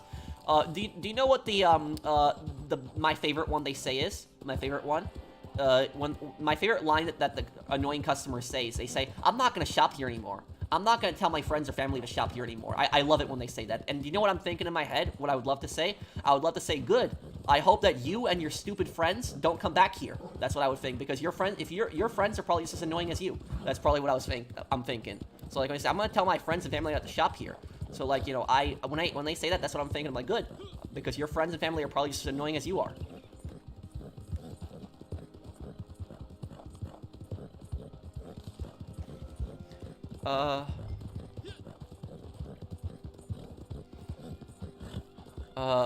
Carne asada, what's that? Wait, what? Amateur? I'm confused. Thank you for the super chat. What if those stupid customers threaten to kill you? Well, I've never been threatened. You know, nobody has ever threatened to kill me, but I have actually been threatened before. Like, actually threatened. There was like a, there was this guy that I remember, he came in like once, it was like around like 9 p.m. and he came in 3 times. I'm just trying to remember the story. The first time that he came in, he bought like gum, and then he had like cash. He got cash back, and he got like when he got cash back, he wanted in single bills. And then he came back, like, you know, 5-10 minutes later, and he said the laundromat does not take single bills. Can you, what's it called? Can you give me quarters in exchange? And I would give them quarters. And then he came back a 3rd time. And the 3rd time he came back, he was, like, screaming, you know, yelling at me. And I was like, oh, God. I was like, what did I do? Why is this guy so pissed? And what he basically says to me is, he says to me that the moment I left here, somebody prank called me. And they were, like, you know, saying ridiculous things to me. And he's like, you did it. I was like, no, I didn't. And he was saying that I did it because he gave me his phone number because he didn't have his store card. And when you don't have your store card, you can give your phone number and they'll look up your store card. And so, like, he was like, oh, you did it. You know, you prank called me. He's like, no, I didn't do it. It's a camera right over my head. I'm standing on the register. I have better things to do than just, you know, sit here and prank call you. And honestly, I will tell you this. When I went through so many phone numbers in a day that, like, when somebody told me a phone number and somebody told me a second phone number, I would already forget the first phone number because I would go through so many. So, no, I didn't prank call him, but he started pointing to me. He started saying to me that I better not find out you did it. And I ended up telling my supervisor about that, about it, and she wasn't really taking it that seriously. But then what happened was when 10 p.m. rolled around, and I was, you know, I was going to my car, he was waiting at my car. So he was waiting in the parking lot like an hour later, and he confronted me in the middle of the night in the parking lot, and he basically said to me, I better not find out you did it. Like, just saying that to me again. So he was, like, this guy, like, had some serious issues. And then what ended up happening is my supervisor's husband arrived, and he was, like, a really big Swedish guy. And he basically, like, got between me and the customer. Like, I wasn't gonna fight the guy or anything like that. He was, like, getting close to me, but her husband, who's, like, you know, this big Swedish guy, gets, like, in the middle of us. And then he just turns around and he says, Patrick, get in your car and just go home. And, like, you know, I got in my car and just drove home, and that was it. There was no fight or anything like that. The guy went home after that. But that was just basically it. So I don't know what would have happened if her husband hadn't intervened. But that was basically it. You know, that's, like, one of the craziest customers I've ever dealt with. And, hey, Pro, with the 6-year anniversary of Red Dead Redemption 2 coming up, do you have anything special planned? My suggestion is not to stream Red Dead Online on the 25th. Play Black Ops 6, and on the 26th, play Red Dead Redemption 2 story, or do a lore video.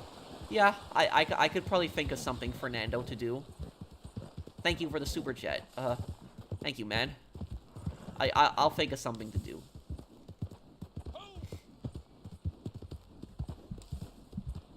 Pro, you would not have won that fight. I probably wouldn't have. You know, I'm not a big guy. The guy wasn't big himself, but I probably wouldn't have won that fight. Really need your gun out. Why did you prank call the customers? I didn't.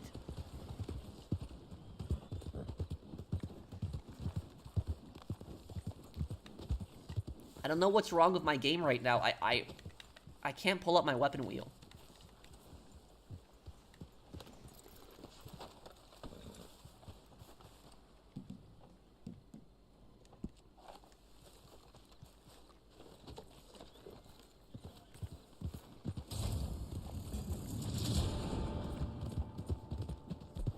Oh, now it's okay. I start up a mission, now it's working.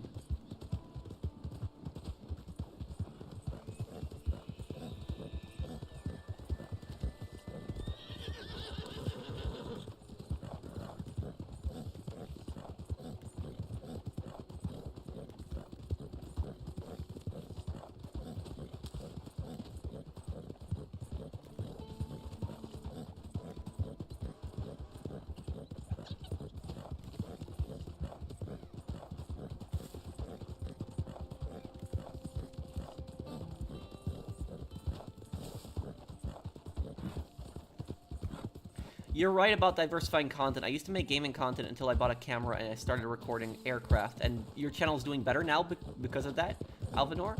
But yeah, the thing is though is I'll tell you something is it's not always all about the views and the amount of subscribers that you get every month. And here's the thing, guys, is you know you can't please everyone. You can't. It's like no matter how hard you do, it's like trying to please every single person is just a nightmare. You can't do it. So the thing I would just recommend as a YouTuber is just, you know, do what you like doing, and, you know, just in general try to do a bunch of different content. But like, for example, like whenever I upload like an Ace Attorney video, like I usually lose like 20 subscribers, like every Ace Attorney video. So like I don't know why, you know, some people just get really pissed about that and they immediately unsubscribe. But it's like I said, it's like you cannot please everybody. It's like some people are gonna get pissed off no matter what. I went from 42 subscribers to 331 since the transition. Oh, thank you, Alvinor. Thanks for the thank you for the super chat. But I'm glad it's working out for you.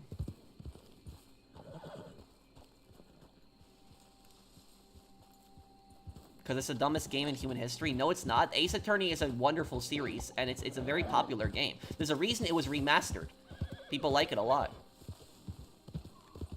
And also, dude, is if not everybody likes the same thing, I get that, but if you don't like Ace Attorney, just be patient, and eventually I'll play a game that you might like. So that's and also just to let you know, Apollo Justice only has one part left. That's it. So this next part that I upload that's it. Apollo Justice is done. I am gonna probably do Ace Attorney Investigations maybe in November, which is shorter than Apollo Justice, but I'll have another bunch of different games in between. Can't the people who just get mad at you when you play Ace Attorney not watch your video? I don't know. It's like, personally, I never understood that logic, why some people just get so mad at a YouTuber, like, they upload, like, a different game. They're like, that's it, he uploaded a different game, I'm not gonna watch him unsubscribing. It's like, I never understood that logic. Like, I'm subscribed to so many different YouTubers over the years, and they upload so many videos that I'm not interested in, and they appear in my notifications. I don't get pissed off about that. I don't, like, complain or anything like that. So, personally, I don't get it.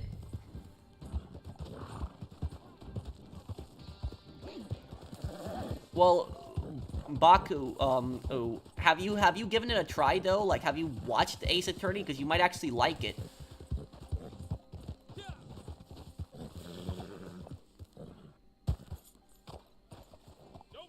What do you think of the Vietnamese Communist Party equating loving the country to loving the party as well? It's one of the stupidest things I've heard. You can love Vietnam without loving the Communist Party. And also, I will tell you is there are so many Vietnamese Americans that like love Vietnam, but they absolutely hate the Communist Party. So like there's plenty of like Vietnamese people that are like from South Vietnam in America that like love Vietnam. They wish they could return to their homeland, but they like they're very patriotic about their land and they're good people, but they just hate the Communist Party.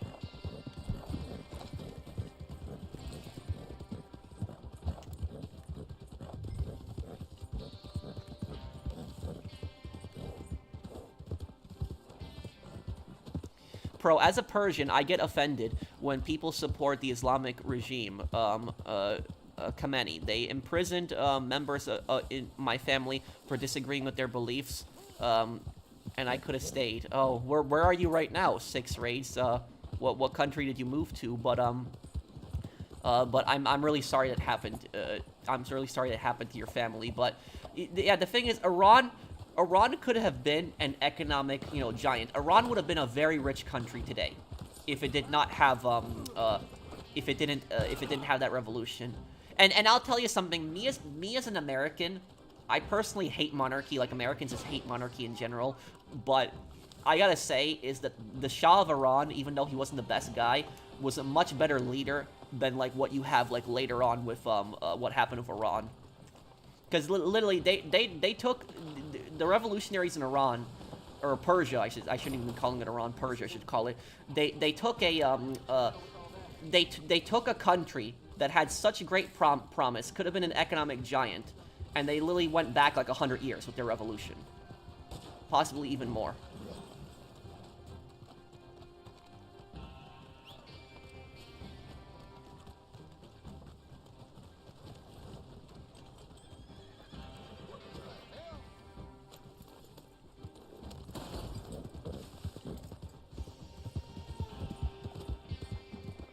What do you mean, Chase?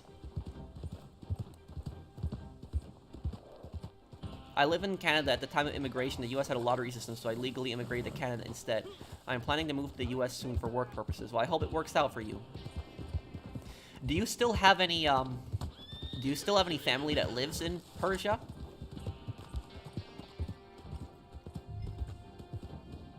Well, it's just a, Iran is an unstable, regime today.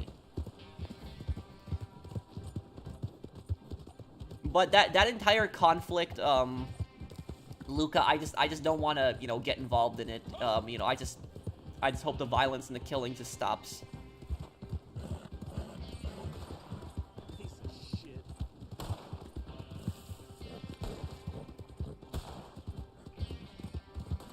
King of the Castle in 27 minutes. Okay, Brandon.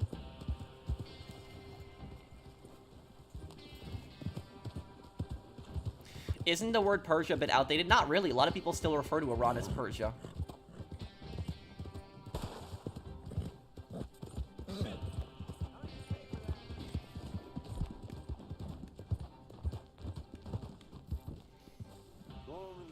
downstairs and we'll get to settling up.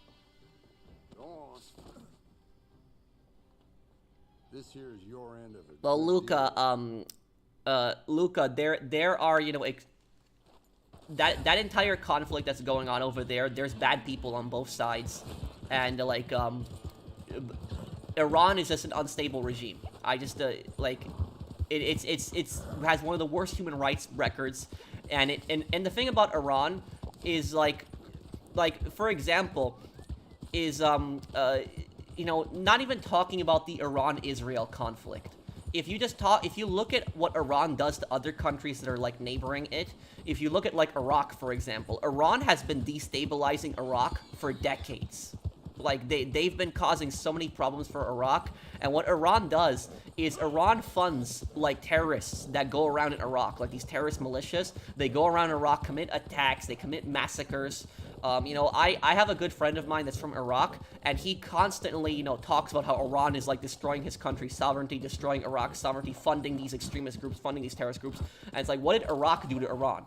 You know, so it's like, so Iran is an imperialist power. It's constantly interfering in other countries' affairs. It's constantly destabilizing other governments in the region. So it funds a lot of terrorist groups.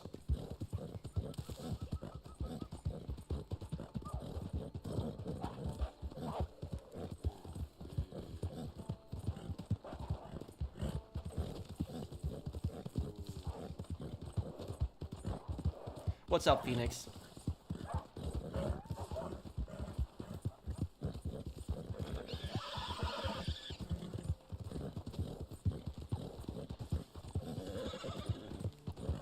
"90% of my family are back home as they had hope of the government getting better. Unfortunately, they're all stuck there and financially can't afford to move. It's very sad. I've lost many people." Oh, I'm sorry to hear about that, 6 raids.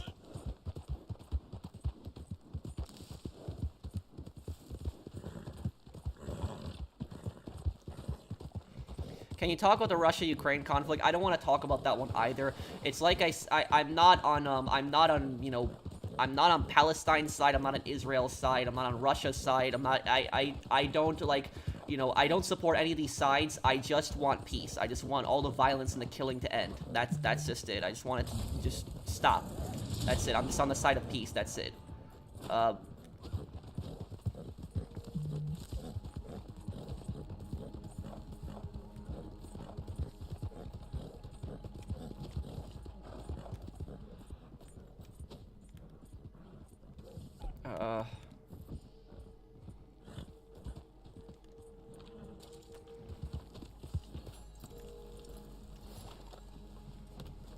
Interesting take. Well, it's the most rational take. It's like just wanting peace. It's just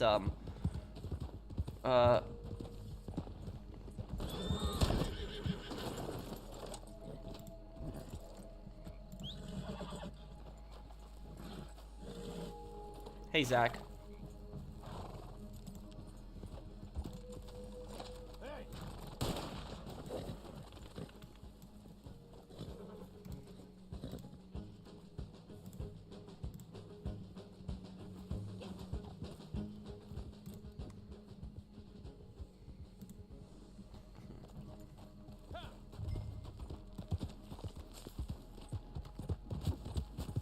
Okay, here we go.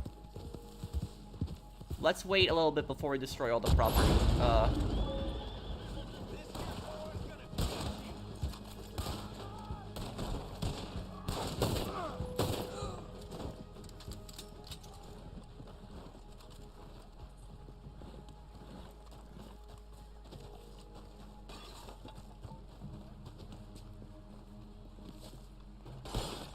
Did I hear about the North Korean troops in Russia? Yes, that I heard about, but...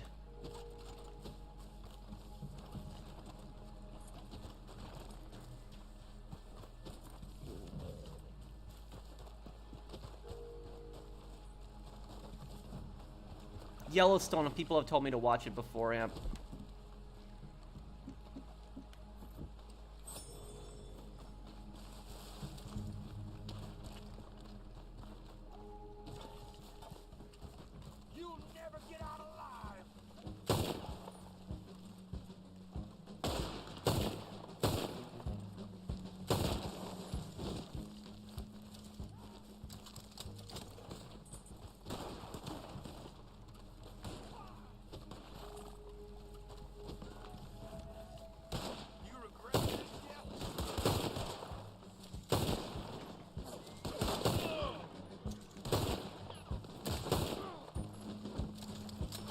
Thank you, Emily.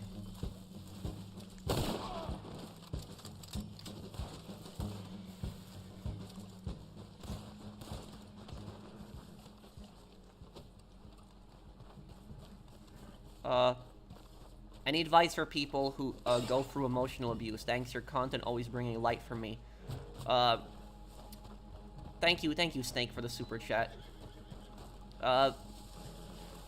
Can I ask a little bit more about it? If I just want to know a little bit more before I can give you advice. Is this can you you don't have to super chat me again. If you can just tell me, Snake, who is giving you emotional abuse? Who is this specifically, and where is this happening?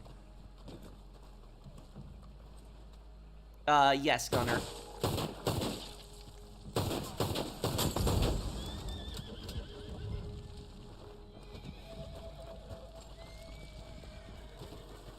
Search the area for the rival Moonshiner camp. Wait, there's more?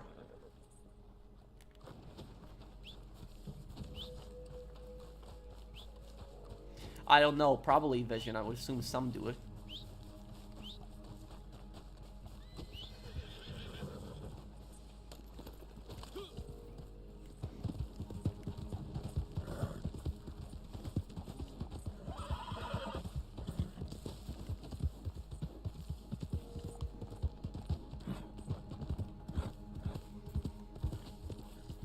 I don't know that much about him, Gunner. I'd have to read more. I guess we'll see what Black Ops 6 is like. I hope it doesn't suck.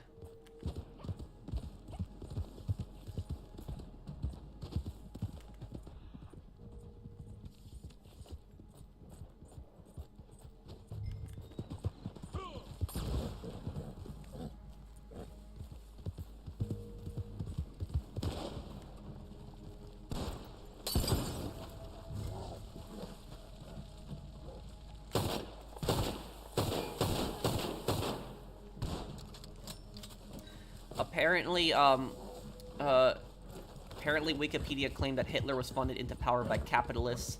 I'm not making this up, by the way. Wikipedia is straight up lying to you. Thank you for the super chat, Mario. I will say this: Hitler had some connections to some large. There were some large companies that did give, you know, Hitler massive donations and helped him out. But about that is Hitler was not a capitalist. This, you know, people think that he was a capitalist, but he wasn't.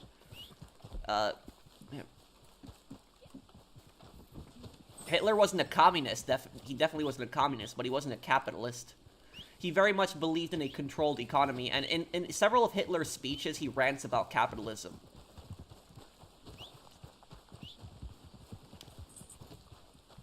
The flat Earth theory is ridiculous. And let me see, Snake, did you, Snake, I want to help you out, man. Can you just tell me, did you post another comment? It comes from my father, Pro. Oh. Well, I don't know how bad this emotional abuse, I don't know how bad this is. I would say maybe try to talk to your father. If not, talk to your mother, if your mother is around, and, you know, explain to her what's going on. But it's when you're dealing with any kind of, like, you know, emotional abuse, the hardest thing to go through is when it's coming directly from, you know, people that you live with, you know, people that you know, especially close family members.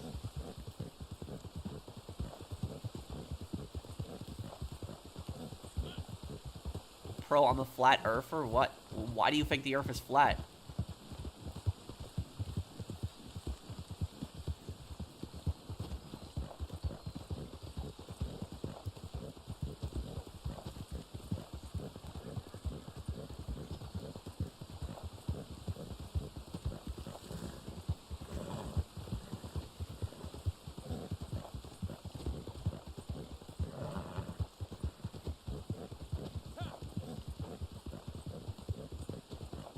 I would say, Snake, I would say to talk to your father, but if you think that your father is going to react very badly to that, then I would talk to a family member that you trust about it, and tell them about what's going on.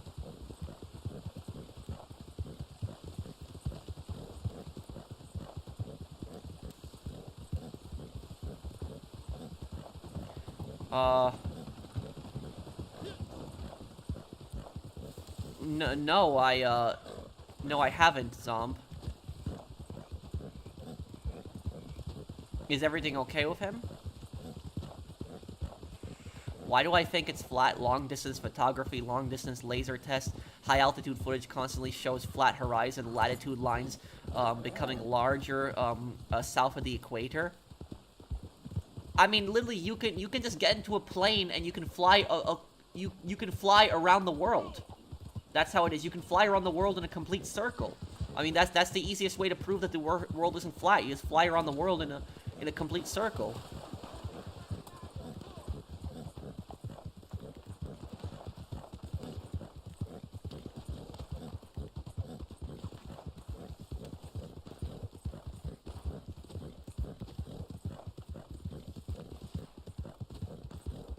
Well, here's the thing: is Italy probably would not have attacked any European countries if Germany had not been attacking European countries, because they got really confident because of Germany. As for Imperial Japan, they probably still would have attacked, you know, China, and Italy probably would have still attacked Ethiopia.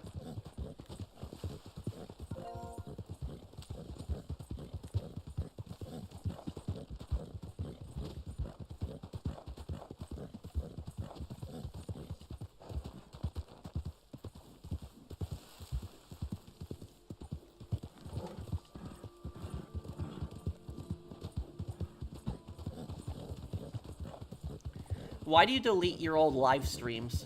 I don't delete my old live streams. If you're talking, I haven't deleted like a live stream in like years. In like, you know, years. If you're talking about the live streams that I deleted from like, you know, 2017 and 2018, it was because back then, whenever I got killed by griefers on GTA, I would always give them like a reaction. I would get pissed off and I would like say damn it or something like that, and I would just get annoyed when they were like killing me, and I would give them a reaction and they would just make fun of that. And so I just deleted that because I didn't want to give them that reaction, you know, constantly, you know, them making fun of me over that. So like, I haven't given griefers any kind of reaction like years and stuff like that. Planes go from port to port, which is a circle. You can circumnavigate on both a flat and globe Earth. Come on, dude. Seriously, come on. It's. Are you being serious? Do you really think the world is flat? I mean, it's like even when you watch like old sail ships that are like going from a distance, and you like look at them through like a scope, and you can just see them like, you know, going down as the sun is going down. You can see that the world is not flat. And like, you know, and honestly, if the world is flat, like what is at the edge of it? Like, what's the end? Is like if I take a boat, right? If the world is flat, right? Let's just say that the world is flat. If I take a boat, what's gonna happen? Am I just gonna fall over the edge? Like what is gonna happen? Because that's what they used to believe in like medieval times. They thought the Earth was flat, and they thought you would just fall over the edge into an endless abyss. So like what's gonna happen? Am I just gonna, you know, fall over the edge? Am I just gonna plummet?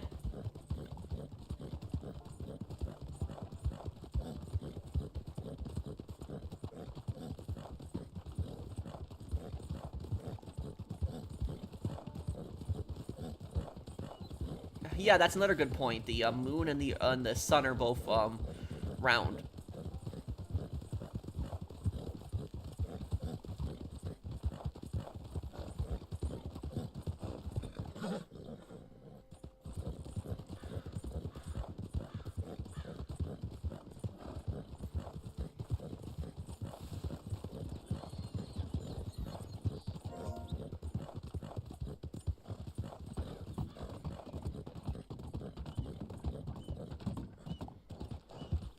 The boat phenomenon is the effect from the law of perspective. We can prove this by zooming in on the boat after it disappeared, proving its perspective effect. Listen, Noah, I'm gonna tell you something right now. If the Earth was flat, right, there would have been somebody that would have gone to the very edge of the Earth and, like, recorded it as, like, and they would have recorded throwing something or knocking something over the edge, like, falling off. Like, somebody would have taken a helicopter or something like that and, like, been right at the edge of the Earth and would have said, like, this is this endless abyss that, like, falls down, and this is proof that the Earth is flat. Somebody would have literally gone to the very end of it and, like, recorded it if the Earth was flat.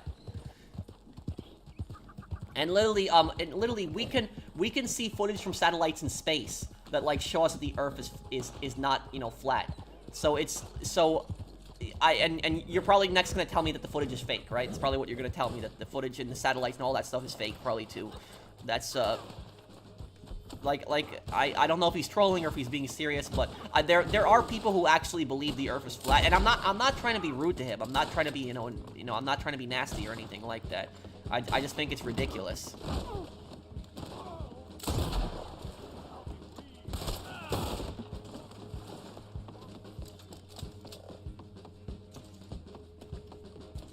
Ban the troll? No. He's exercising his free speech. He's not being toxic or anything. He's just disagreeing with me, even though it's ridiculous. He's just disagreeing with me. It's not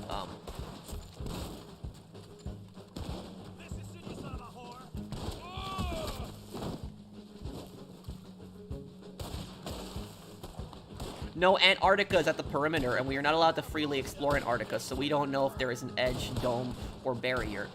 Literally, dude, then what about the other edges, like the other oceans? If the Earth is flat, it's not just gonna end at Antarctica. It's gonna end somewhere else too. It's gonna end at the North Pole. It's gonna end at the East and the West. Eventually, it's gonna be an end somewhere. And like I said, somebody would have recorded it, like the edge of it. If the Earth was flat, somebody would have recorded the edge. And also, here's the thing about this: there is not one government in the world. There is not one government in the world that honestly says that the world is flat. Not one. Like, there's not one government that says that. Like, you would think that, like, all these governments in the world, you would think that at least one of them would say that the Earth was flat if it was. But, like, do you believe that there's, like, some giant conspiracy where, like, all of the governments, even, like, Russia and America and China, who hate each other, are, like, in on this together and still plotting? Like, even countries who hate each other are, like, plotting that this, like, Earth is flat conspiracy. This is just, like, dude, come on. It's, like... This whole thing is just ridiculous. I'm not trying to be rude to you or anything, but I'm just saying the whole Earth is flat thing is just ridiculous.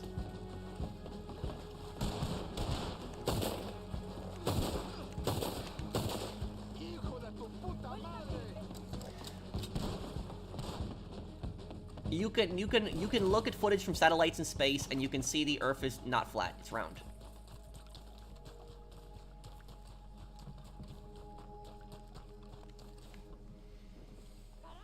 I identify as a fidget spinner, my pronouns are smooth brain. Well, thank you, Amateur, for the super chat.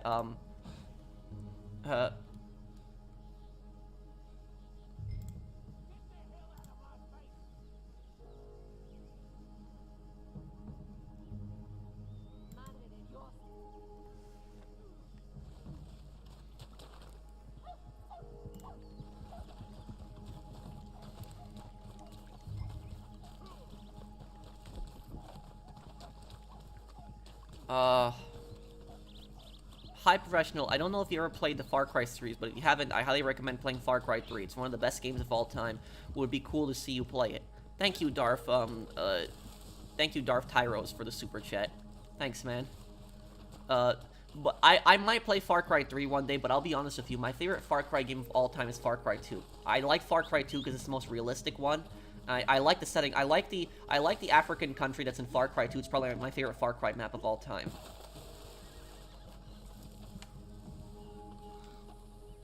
Antarctica surrounds the Earth. That's why you don't fall off the edge. What? That makes no sense. So you're saying that Antarctica surrounds the Earth in like what? Like all sides? No. Like what if if I take a boat. If I take a boat right now from like Japan, I'll get to California, eventually. So it's like right there. And then I can take a train or a plane, go through America, and then I can take a boat or a plane, and I can go to Europe, and then from Europe I can take a plane and go straight to Japan. And then I can just repeat the same exact thing again. It's not flat.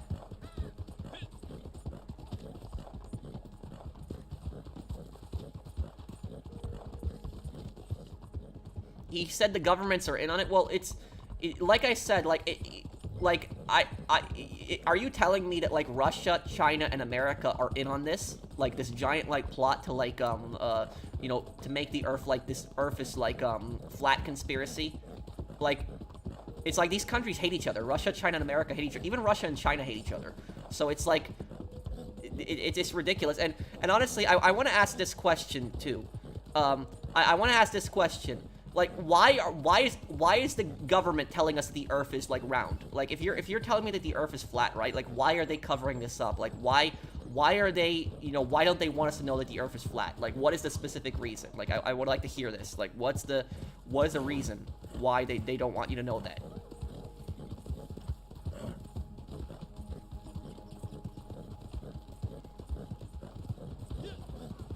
Nobody has circumnavigated the Earth in a straight line east to west. What?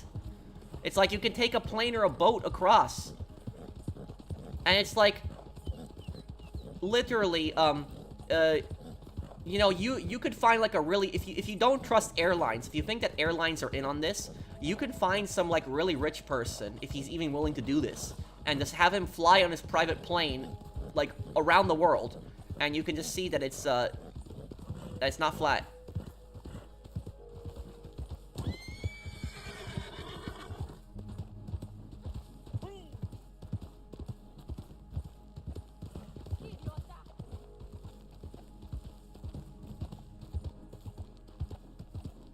I'm not a mind reader, so I can't know exactly, but some reasons are money, psychological control, and hidden land or resource. But that makes no sense.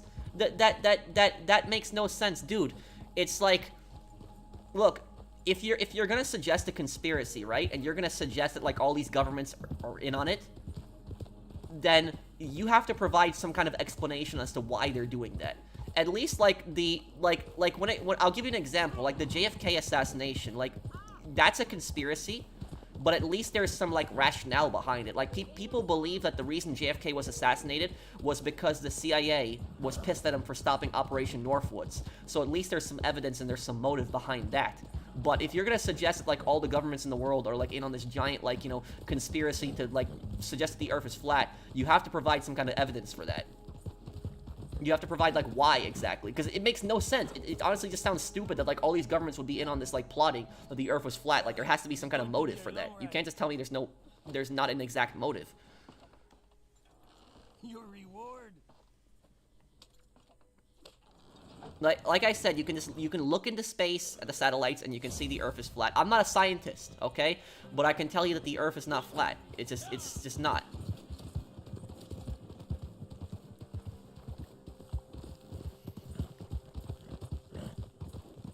I've talked to other family members that I trust, but it still feels really heavy for me. But thanks, bro. Appreciate it. I'm glad I was able to help you, Snake. I see you have a Fallout avatar, by the way. That's Fallout, right? Did you ever watch my Fallout 3 playthrough? I think you would like it.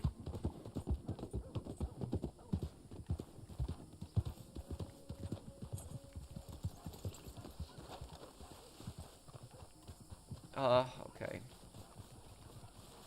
I missed your super chat. Oh, I'm sorry, Luco. Let me see.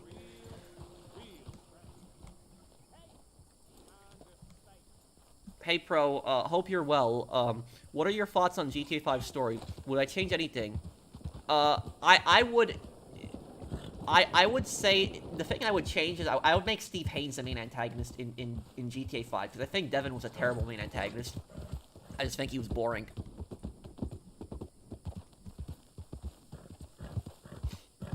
If the Earth is flat, gravity would pull things sideways, because the center of gravity would be right in the bloody middle. Oh, yeah, I guess you got a point there.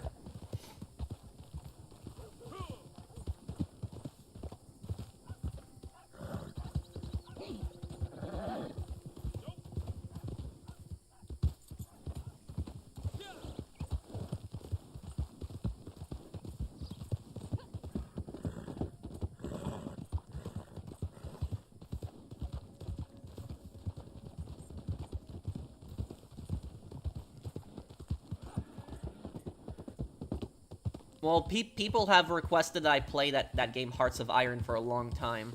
I don't know if I'd be into a game like Hearts of Iron. I probably would be more into the Civilization games, but I might play it one day.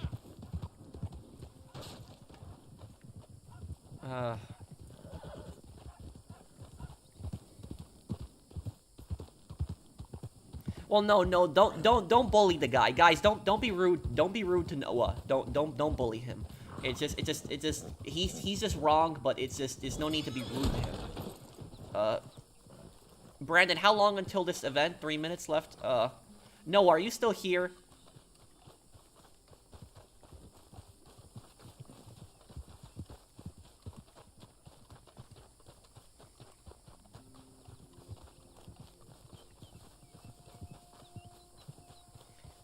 No, Noah, can I ask you something? I'm gonna ask you an honest question. Are you trolling me? Are you actually being serious? Do you really think that the Earth is flat? Like, just be honest with me. Are you trolling or not? Do you really think that the Earth is flat? I'm not trying to be rude to you or anything. Just tell me that. Are you trolling or not? Is water wet? Oh, thank you, Zalpi Dem. Thank you for the super chat.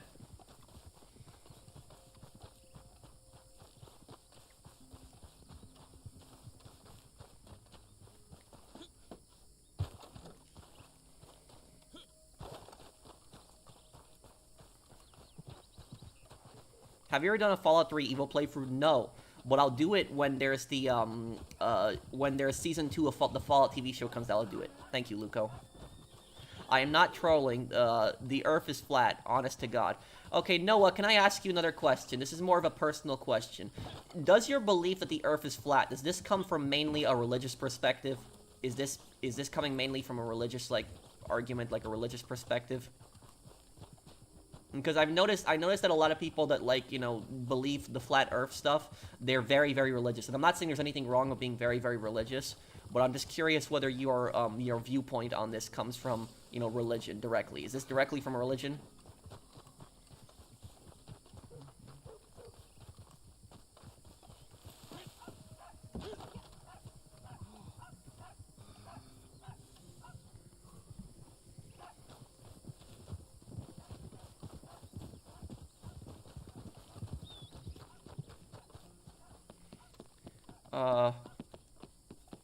Okay, I'll see you, Luca. Take care.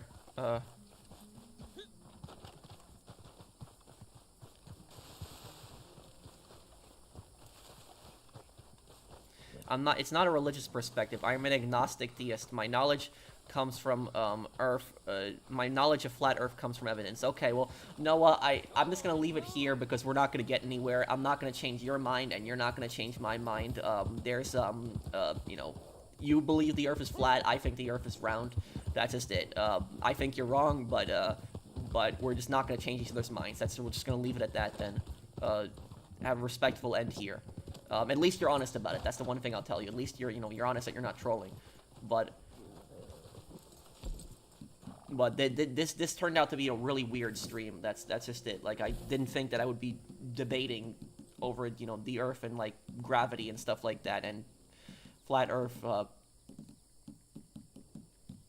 But okay, it's your viewpoint. Don't bully him, guys. Don't be nasty to him. It's just his viewpoint. I just don't agree. But that it is what it is. It's just that.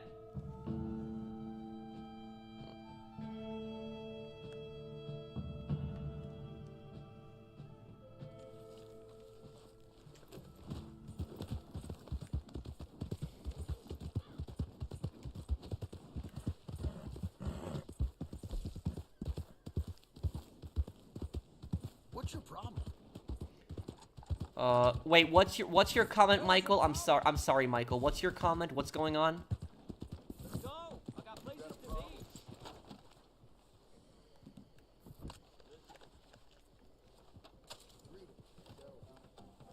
be. Noah, are you still here? Are you okay, man?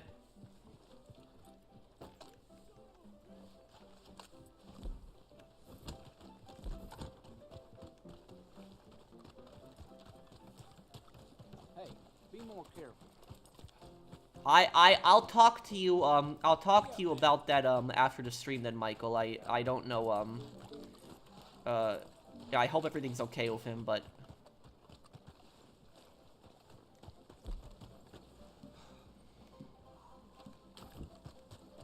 Hey, watch where you're going.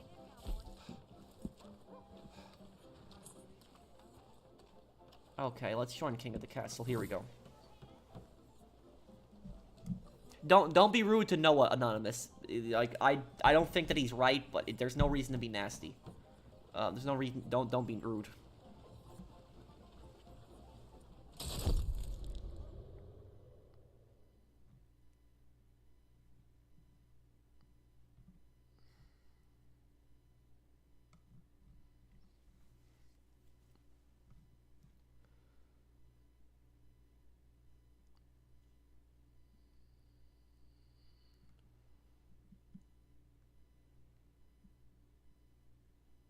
Uh...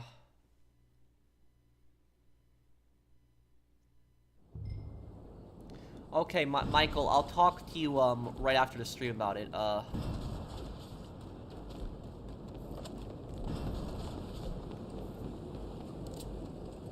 Thank you, Anonymous.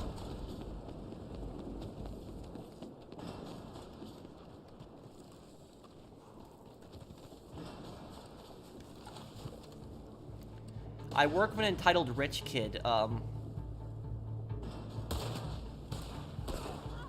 I work with an entitled rich kid who hates to work. I work retail. How should I handle it? He always complains about doing anything work-related. Well, how... what position does he have? Is he like a cashier? Like... And if he's an entitled rich kid, why is he, I'm a bit confused too. His parents probably refuse to give him money. That's probably why he's working.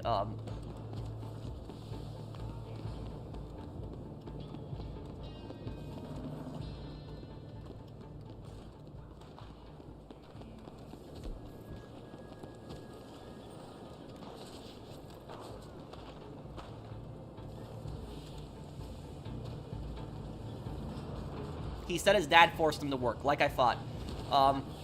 That actually, I don't think his dad forced him to work. His dad probably told him that I'm not paying for you. That's probably what his dad told him. His dad probably still gives him a place to sleep and stuff like that, but he tells him, I'm not gonna constantly shower you with gifts.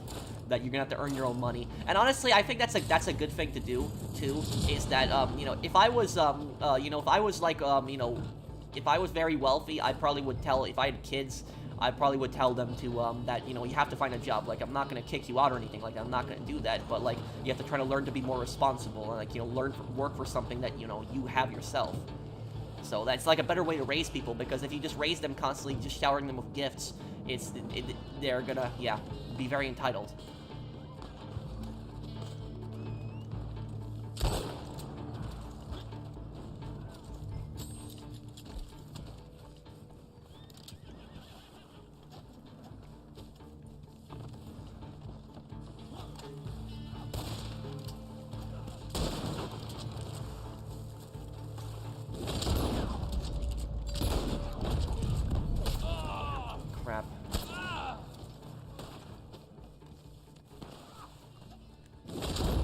What?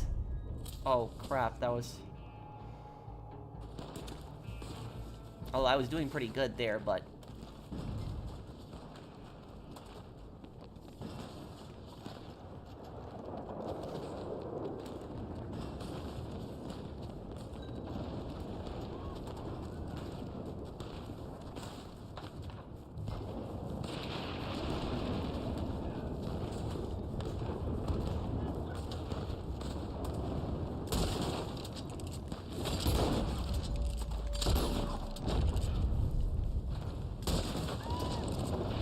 Got him.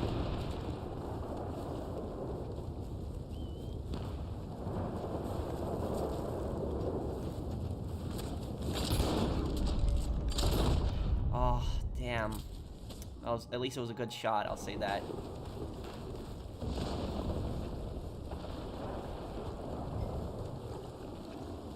Do you think GTA 6 Online can fail? No. There's gonna be so many people that are gonna be playing it. Even if they make crappy DLC, there's still gonna be plenty of people that'll play it.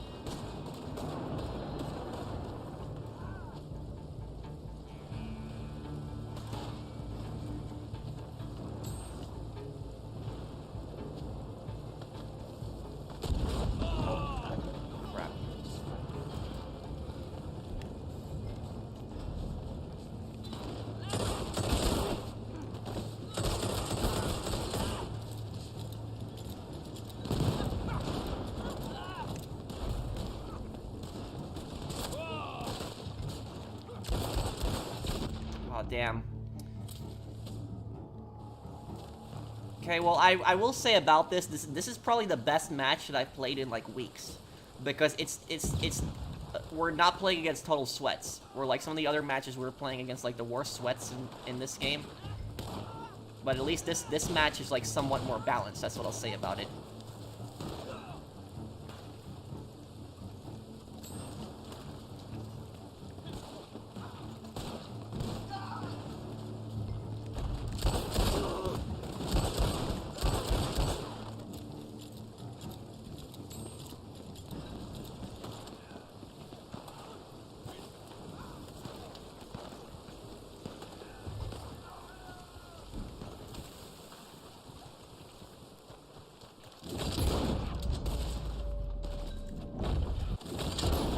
Crap. Gotta reload.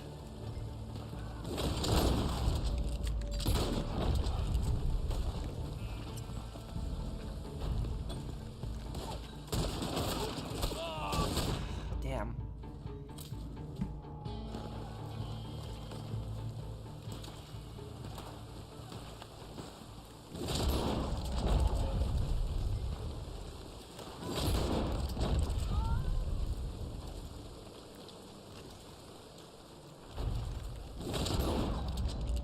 Watch out!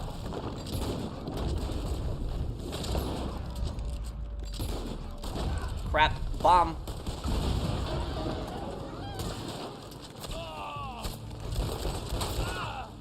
What?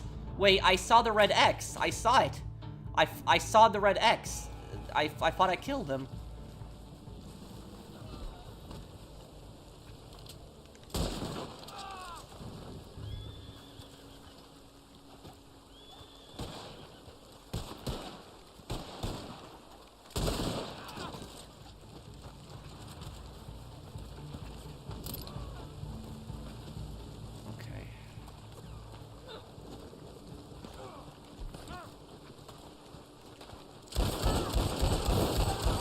Come on, using flaming rounds, really, incendiary rounds.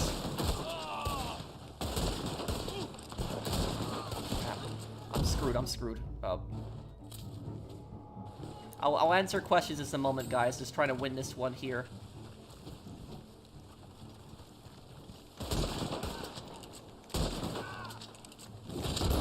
What? Damn. Yep.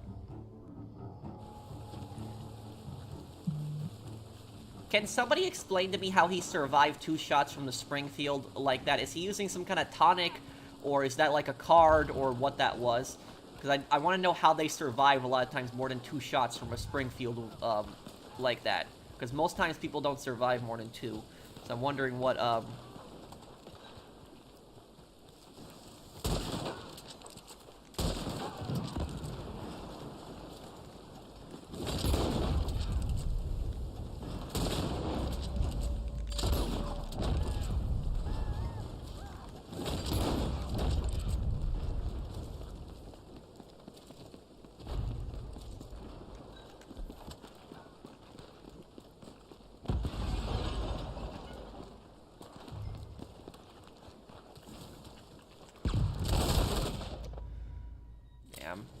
tried.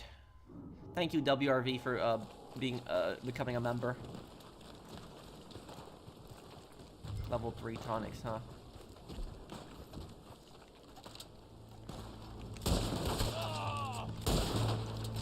Okay, yeah. See that right there? A bit crazy there. He survived that.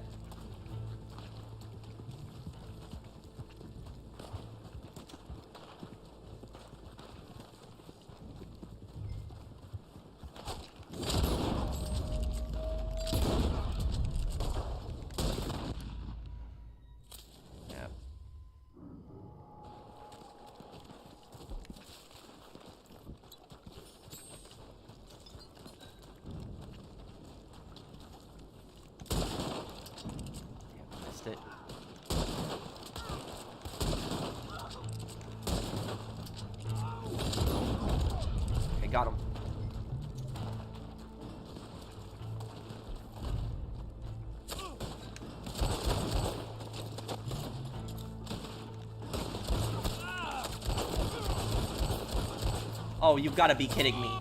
You've got to be kidding me. Damn, the amount of shots he took. When I ran out of ammo for that, I knew I was dead.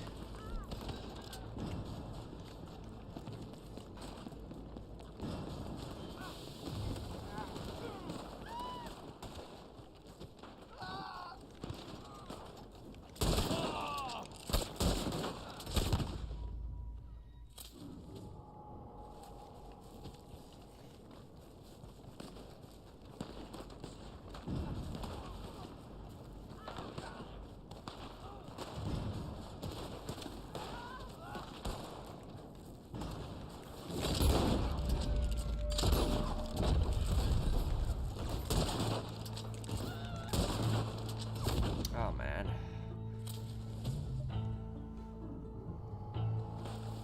Does anybody know the main reason, like, why they're taking that many Springfield shots? Like, what are they using specifically? What's the card? Is it a card, or what is it, exactly? Okay. Three Springfield shots. 3. That was, level 3 tonic. That's what it is? Okay.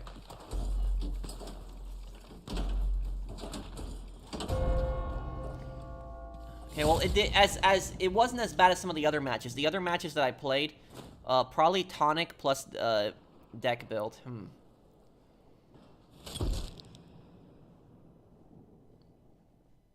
I like the Springfield rifle because it's different and it has does a lot of damage. Wow, that one guy, 45 kills and 9 deaths. Oh man, 36 kills and 9 deaths too. But okay, at least it was more of a balanced match, though. At least we'll say that.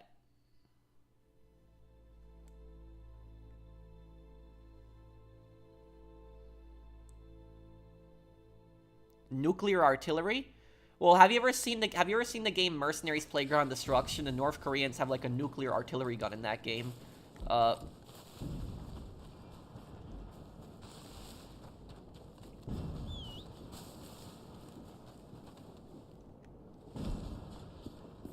Okay.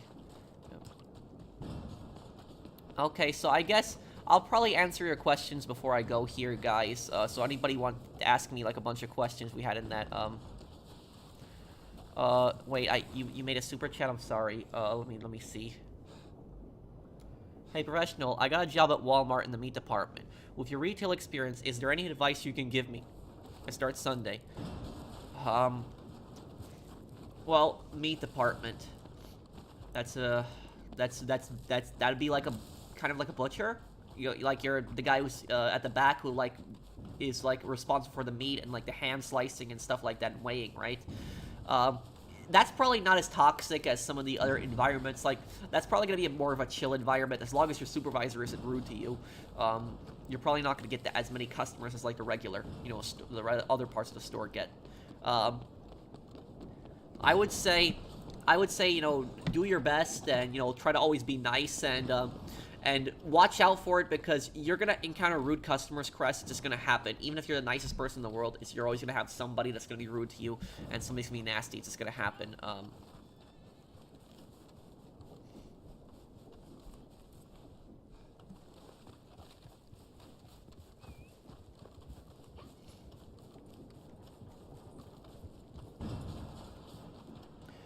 I would say, Crest, I would say if you are dealing with a toxic work environment, like a toxic supervisor who does not understand you at all and, messes with your schedule, has you do things that you shouldn't be doing, I would say don't be afraid to look for another job. Because some people think that they should be in that job for like a long time if they just get hired, but like if you realize early on that it's like a bad supervisor, don't quit immediately, but like try to look for other places. What do you think the federal government can do to end the propaganda that the Confederacy was for states' rights? You're talking about like how people believe that the Confederacy was for states' rights and they think that it had nothing to do with slavery, like that false view. I would say that the federal government really can't do anything because education is up to the states. But the states where people believe that, it's up to those states to teach the right history. And so people should, if state governments are teaching the wrong history, people in those states should be pissed at their government for teaching the wrong states. And also, if the federal government tried to force, like, you know, those states, like, a specific education on those states, then they would be, that false viewpoint would skyrocket even more. Like, more people would believe that, you know, that false viewpoint. So, it's up to the states. The states have to be teaching the right education on the Civil War, and they can't be teaching that it, you know, it was for states' rights. Like, there are some schools, like, in some southern schools that will teach that, like, that it was a battle over states' rights and not slavery, when that's one of the dumbest things I heard. It was primarily over slavery. And you ask yourself, the states' rights to what, exactly? To what? Because, like, they always say it's about states' rights, but they never explain, like, what exactly. What kind of states' rights. What it was. So, that's what I'll say about it. It should be up to the states, specifically, to fix that issue and to educate their population.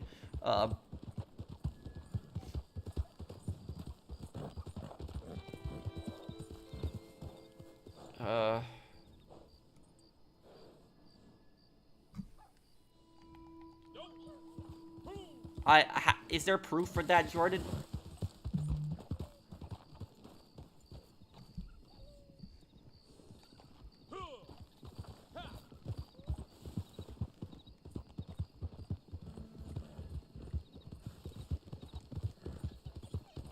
I've played Infamous games. Yes, I have. I played all of them. Infamous 1 and 2 and Second Son. Okay, I'll look at it after, Michael. Loma Priete Earthquake. I haven't heard of that one. Where did that happen? Am I uploading a new playthrough tonight? Tomorrow it'll be Chop. It'll be Call of Duty World at War, first part tomorrow. Maybe the federal government could block the money for states who teach the wrong history. Yeah, they could do that. I don't see any issue with that. That's, it's kind of shocking that some people defend the fake GTA 6 leak. Yeah, I would agree with you on that. It's dumb. People believe that too. And the thing is, that guy had 2,000, like, you know, subscribers. That guy who was posting the fake GTA 6 leak. So I was like, oh my god. 2,000 people believe this. No, I haven't watched JoJo.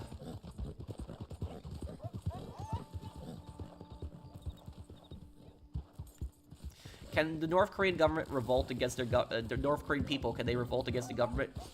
No. They don't have the resources. They don't have the manpower, and there's a lot of there's no internet. People aren't able to look up other things.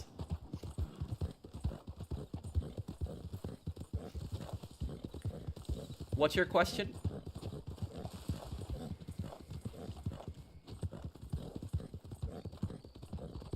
The Green Day band, the rock band?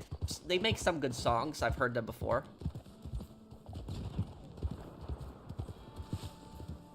I've heard of, yeah. I've heard of Saifu before. Or Sifu. I think it's Sifu, yep.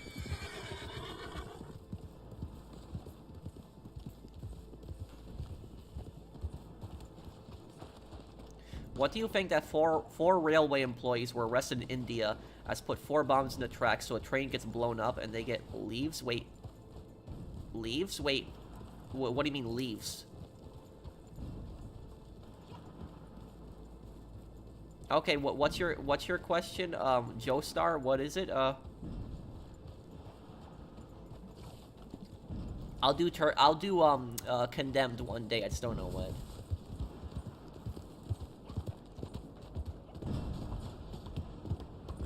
Oddly enough, my mom and stepdad are paying for my college, but I'm not an a-hole about it. Plus, it's more general education to a specific degree or course thoughts. Well, look, look. When I talk about entitled college kids, I'm not talking about, like, kids that, like you, Orion, who, like, you know, your parents are, like, you know, paying for education. There's nothing wrong with that. When I say, like, entitled college kids, I'm talking about, like, those kids where their parents pay for their education, but they also, like, look down on people. Like, they think that they're better than people. Like, they think that, like, other people that, like, work, like, maybe, like, in a retail job are, like, you know, below them. So, like, those people are, like, scumbags. Not talk about people like you.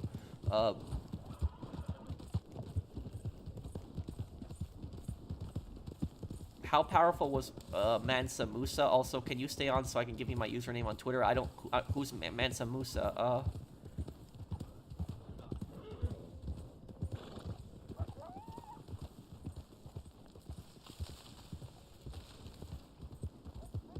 A lot of AAA games have been a disaster. Do you guys think that like Assassin's Creed Shadows was delayed because of Ghost of Yotai? I don't know how to pronounce it. Do you guys think it was delayed because of that?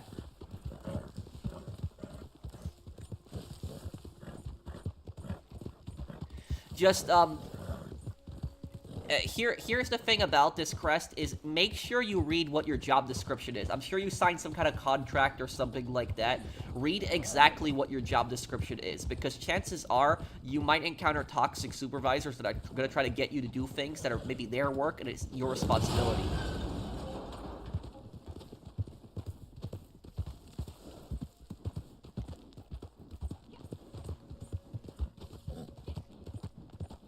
How old are you? 30.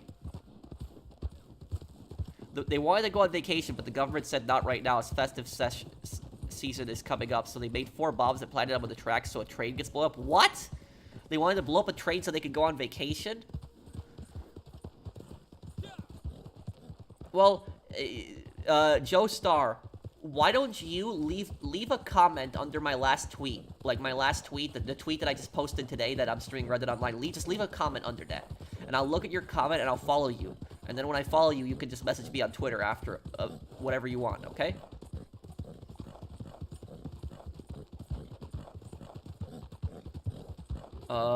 Only issue, it might set a dangerous precedent for other contiguous topics in the future where the government might withhold funding to some states. Maybe, Mario, but like I said, is I think that, you know, I think that we could, most of us could agree that, like, you know, a school teaching kids that the Civil War was mainly about states' rights and not slavery is ridiculous. If anything, it's the states' rights to own slaves. That's pretty much the reason for the Civil War. But I don't know how anybody could honestly say that the Civil War was fought over states' rights. That's dumb. Seeing as I've got school and I won't have much time to work on it, I'm gonna push back the video to mid-November. We can still work on it, but now it's delayed. Oh, is it because of school? I was gonna, you know, talk to you about it this weekend and help you out with it, but it's okay then, Blinded Eagle, then,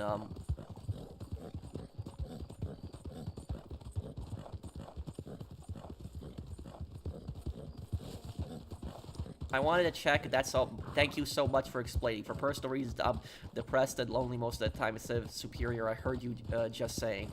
Okay, well, I hope everything's okay with you, Orion. Thank you for coming by,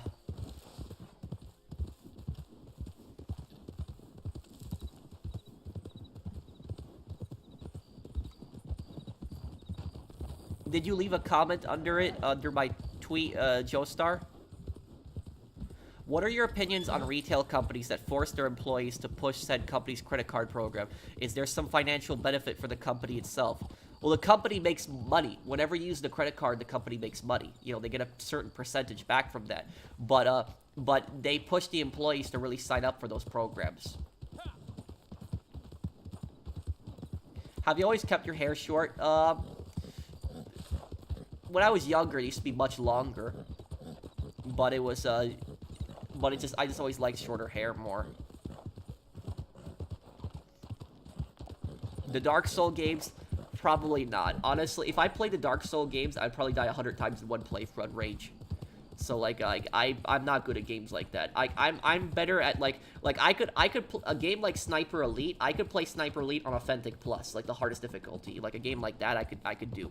But something like Dark Souls is not for me. Like if we're talking like a stealth game, I could probably play on the hardest difficulty, like a stealth game. But if we're talking like a fighting game, I could not beat fighting games on the hardest difficulties. What do you think about Amazon not giving washroom breaks to their employees? Well, Amazon has always been scummy with this. You know something about Amazon is Amazon built like a facility in Great Britain, like and this one facility they built, I remember the way the facility was built, it was the break room was like a 20-minute walk from where the work area was, and you had to punch out in the work area. So that means you had to walk like 20 minutes to the break room. And you would not even be able to have a break because the break was 30 minutes. So, like, and that facility, it was built like that specifically just so people wouldn't take breaks. That's precisely why they'd be like, oh, there's no point taking a break because I'm gonna, you know, have to walk back and forth like this. That's precisely why. You sound sick? Nah, I think it's more my allergies, but that's, it's just usually, like, around this time, like, the flowers and the pollen and all this stuff, it's, like, fall time. Sometimes it happens to me, I sneeze a bunch, but...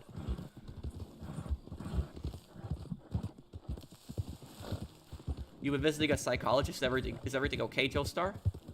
Do I like Nintendo? I don't have anything against Nintendo. I never really owned their consoles, but...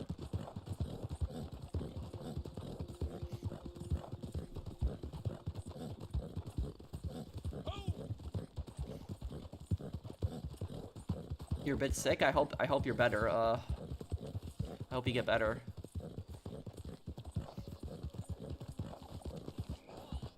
Are you religious at all?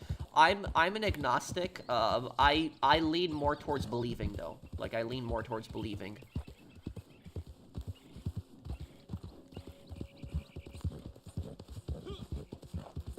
Do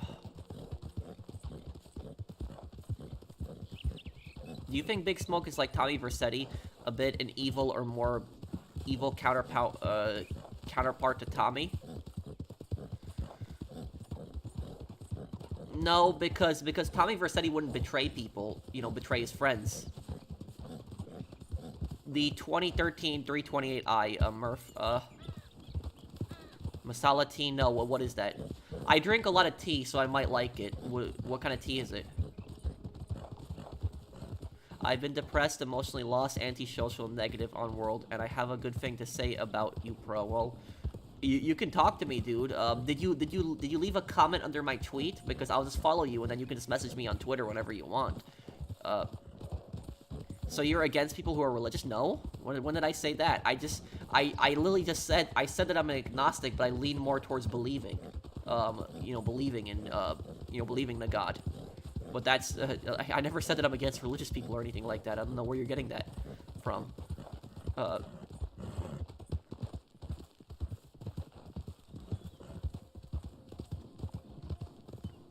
When I worked retail, did you ever have to deal with coworkers that did drugs to workplaces? The problem at my workplace is a lot of people do and sell drugs. My work, what? I never had it happen like that.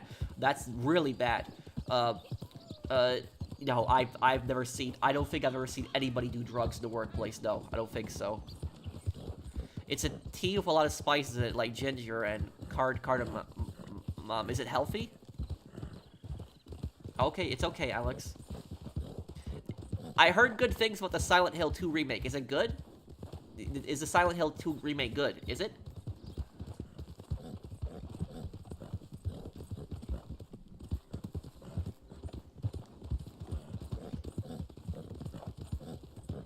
Yes, play it. Okay. Well, about the Silent Hill 2 remake, did the developers change something, or did it turn out to be good? Because I remember when the Silent Hill Good remake was announced, like the trailer, people were pissed off when the trailer was revealed. Like I remember people were complaining about it, and they were saying the main character looks ugly and he looks nothing like the guy in the original game. And now everyone's saying that it's good. So what happened? The developer changed something, or did they just underestimate it, or what?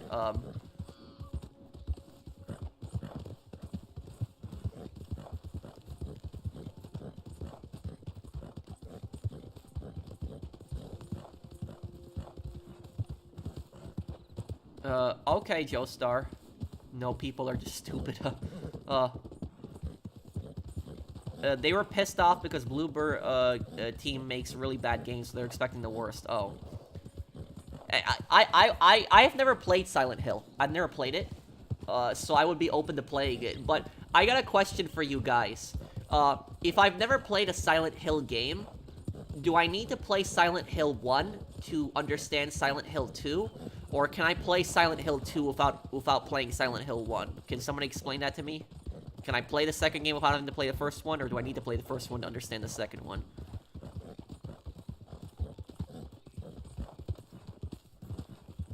Wait, nope. So wait, do I wait, can you say it like in a sentence? Do I need to play Silent Hill 1?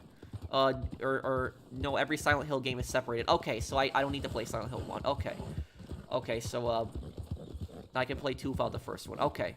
And another question is, how scary are those games? Like, are those games, like, really terrifying? Like, what's the level of scary? Like, is it very scary or not? Or...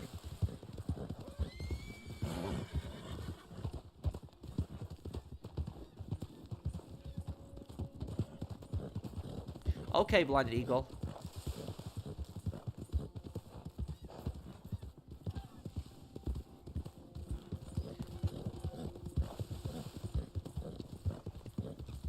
I might give it a try.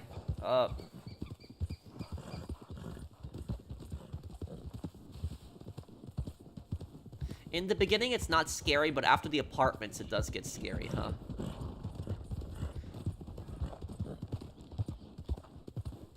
The thing about that is, it isn't Silent Hill in Maine. It's in Maine, right? Correct me if I'm wrong. It's in the state of Maine. Is that where it is?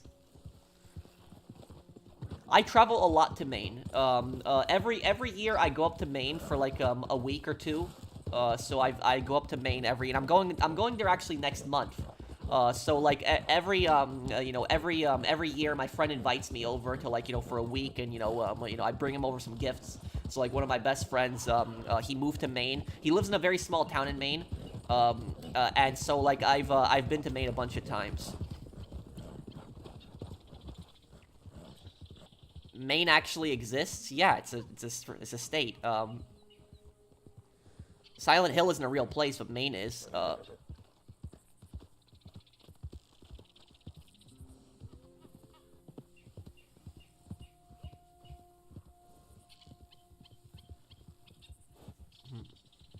Yeah, guys, I could try to do Silent Hill 2 on Halloween, but I can't make any promises because I have a lot of playthroughs to get to also.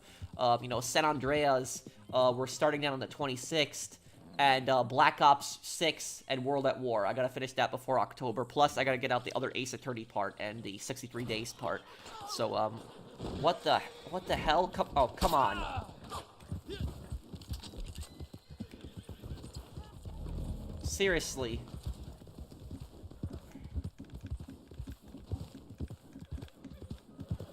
Hang on.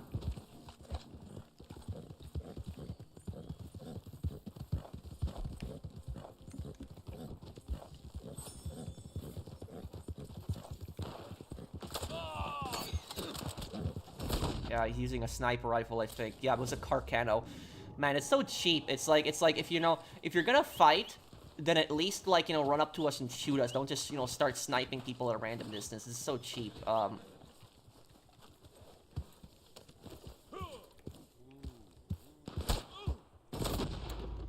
my god, yeah. This is really toxic. Rank 1000, rank 868. Oh my god, it's like, yeah, somebody plays the game way too much. Like, I like Red Dead Online and all, but I could not imagine myself being, like, rank 1000. Like, that's just, like, this is rank 1000. Yep, this.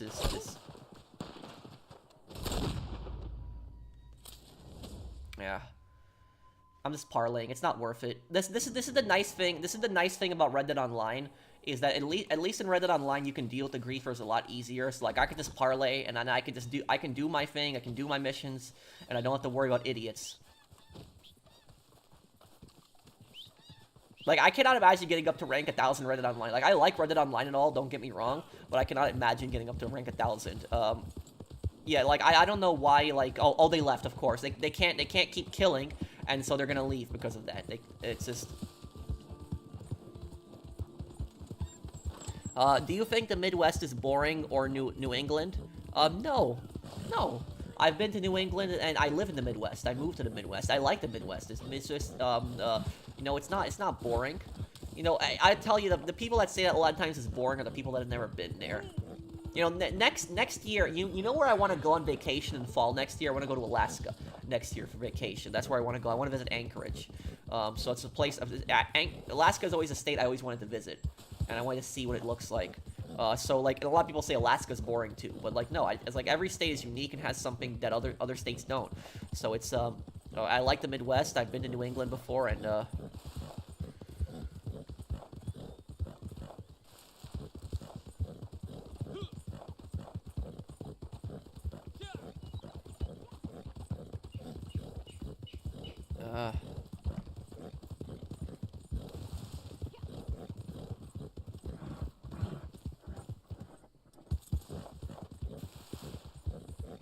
Midwest is, Anchorage, be careful, Chinese invasion is reference to Fallout. The Midwest is, generally, like, probably the most affordable place in the country, when you really think about it. The Midwest is a pretty cheap place to live. It's a very affordable place. So it's like I still cannot believe how much more affordable the Midwest is than New York. Like, I moved out here 4 years ago, and even 4 years later, I still cannot believe how much more affordable it is than New York.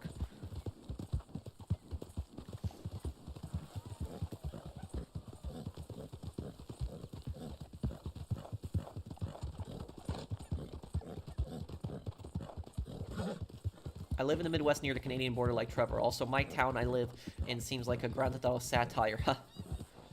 What, do you live in North Dakota? Because that's what North Yankton is based on. It's based on North Dakota. Spec Ops the line, I'll play it one day. Correct me if I'm wrong, but didn't Russia or Japan invade Alaska in World War II? No, not Russia. Japan did. They invaded the Aleutian Islands. Favorite Midwestern dish?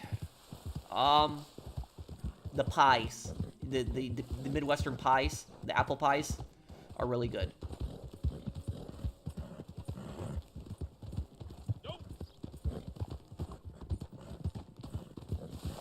Oh, okay, okay, Joe, what city is Carcer City in real life? Most people believe that Carcer City is Detroit in the GTA world.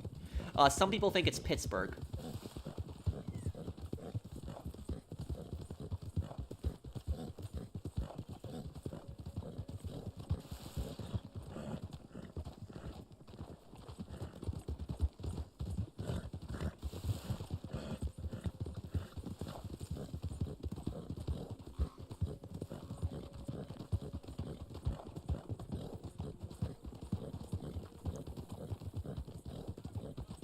Yes, I know Alaska once belonged to Russia.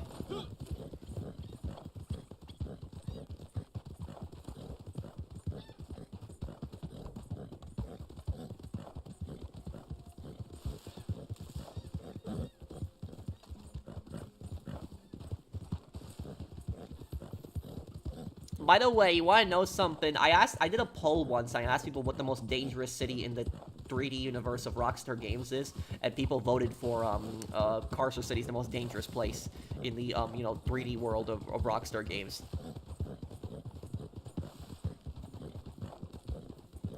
I don't think Michael is from Carcer City. He did a robbery in Carcer City when he was young, but doesn't mean he's from Carcer City. Well, there's an HD version of Carcer City, we know that, but...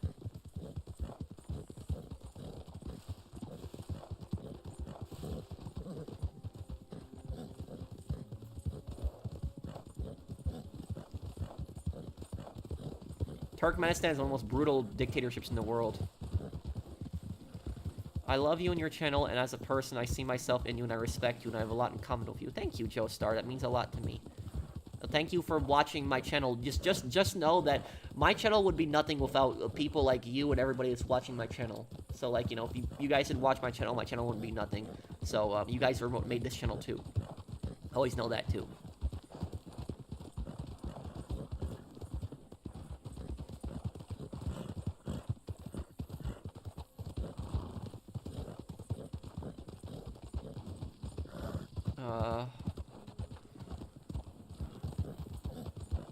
What do I think is the safest town in the GTA universe? I actually asked people that in a poll. I asked people what the safest city is in the GTA world, and people voted for Las Venturas as the safest one. That's what people said. So, like, I asked people what's the safest city, and the most votes got Las Venturas. That's what my community said is Las Venturas. Would you guys agree with that? So, like, I asked, like a year ago, I made a poll asking people what the safest city in the GTA world is, and people said Las Venturas is the safest one. So that's what people just said.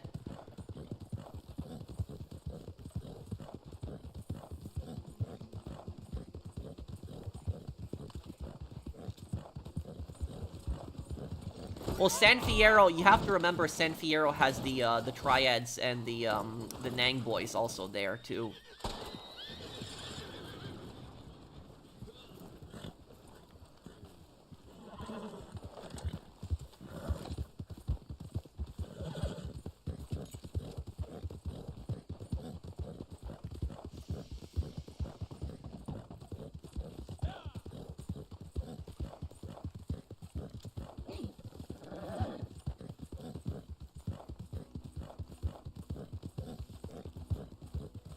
You know, I will tell you though, if Rockstar ever does another Manhunt game, I think that the setting they should choose for the new Manhunt game, I think, is Alaska.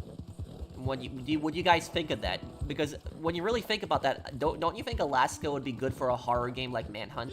Like imagine it's like you know, Manhunt 3 is like you're dealing with some psycho gang that's chasing you during like a blizzard. It's like really bad blizzard, and like you have to like kill them one by one in the storm or something like that. I think that like Alaska like would be a great setting for like a Manhunt game when you think about it. Like some small towns, maybe like in the Alaska wilderness. I think that would be a great setting for like a you know, a Manhunt game. Yeah, I think Alaska would be a great setting. Yeah, I think for another Manhunt.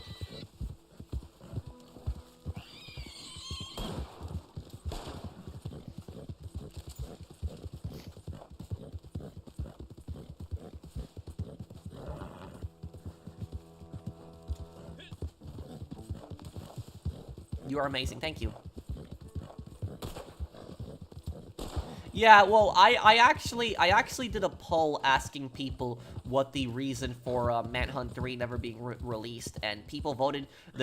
When I asked people like a bunch of questions, like what the #1 reason that Manhunt 3 you know, isn't coming out, and the #1 thing that people voted on is political correctness. That's what people said was the #1 reason why Manhunt 3 isn't being made. Like, do you guys agree with that?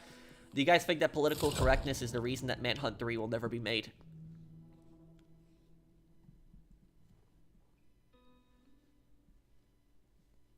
Manhunt 2 is banned in New Zealand, so I can't play it. Well, you can at least watch the playthrough on my channel. You can look. I did Manhunt 2 on my channel, so you can watch it though. Then, yeah, I guess that's the most that you can do then.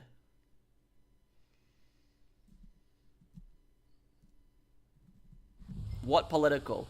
The MK Ultra? No, no, no. Political correctness is like a form of censorship. It has not. It's not. It can be directly tied to politics, but it's more like a form of censorship. That's what it is.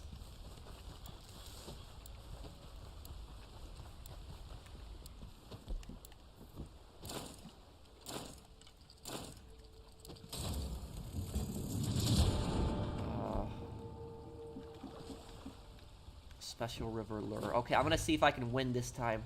Last time I didn't win. I'm gonna try to win this now.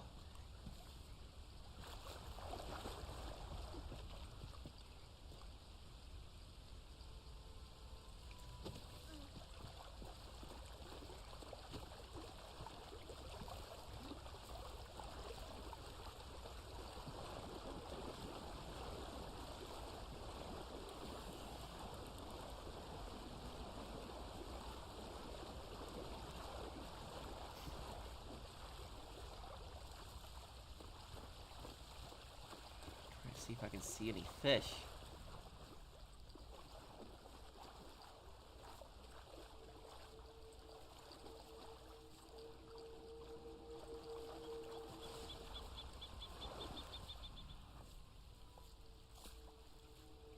Oh, it's a small fish too. It's not. Oh.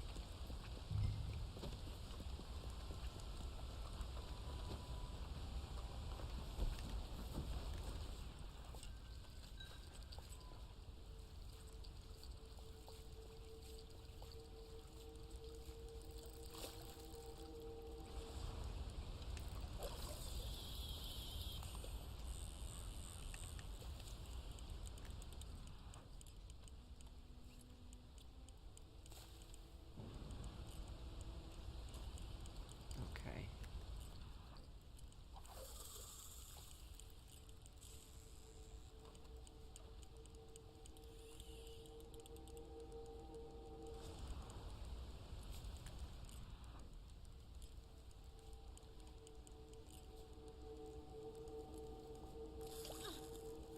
Too many people fishing here.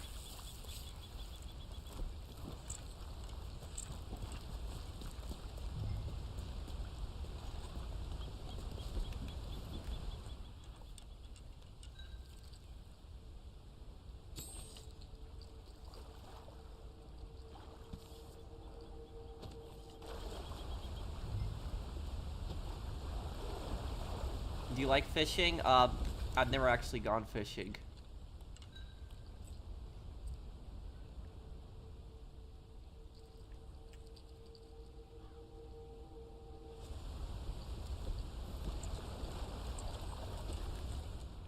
Damn, it's like trying to find that one good spot. This is the hardest part of the fishing challenge, is trying to find the good spot.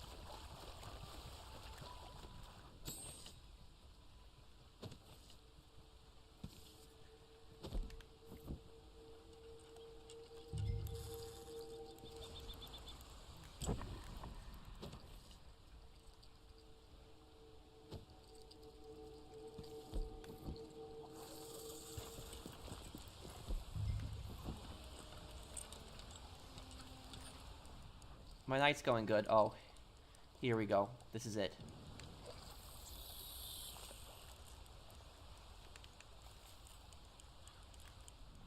This is the best spot right here.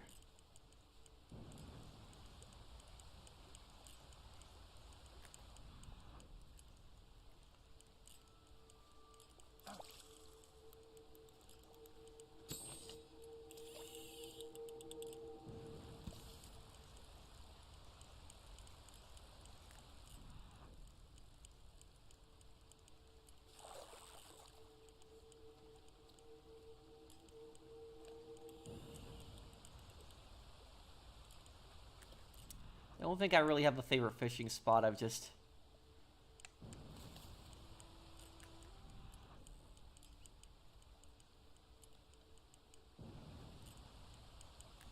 Yeah. Part of it is also luck.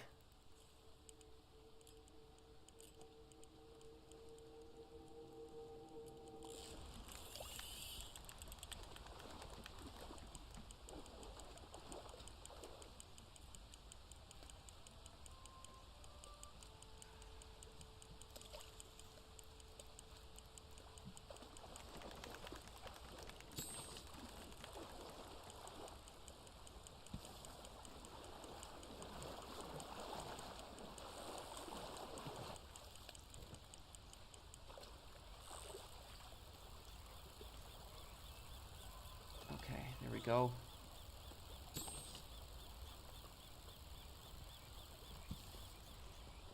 Okay.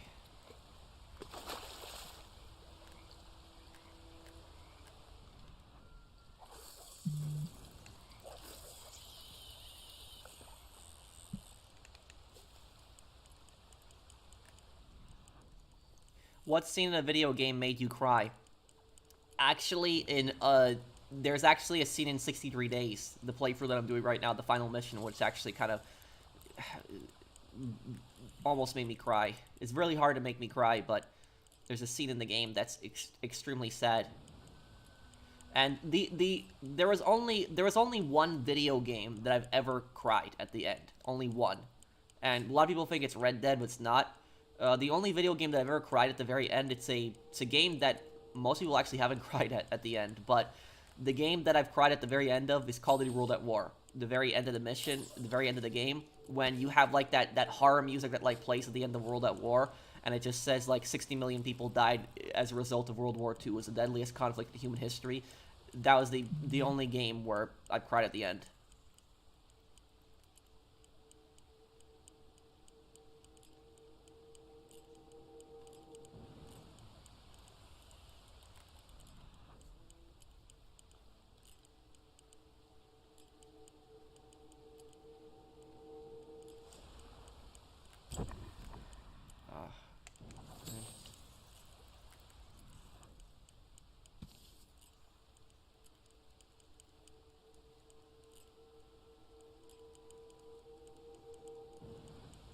Come on, come on.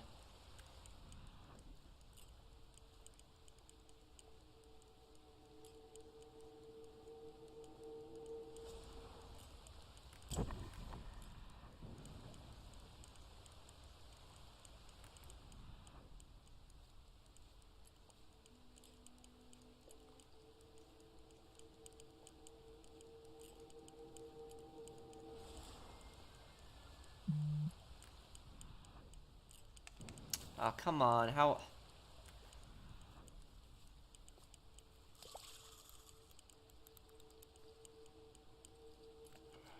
I don't know how I'm not grabbing a fish right now here. I don't understand.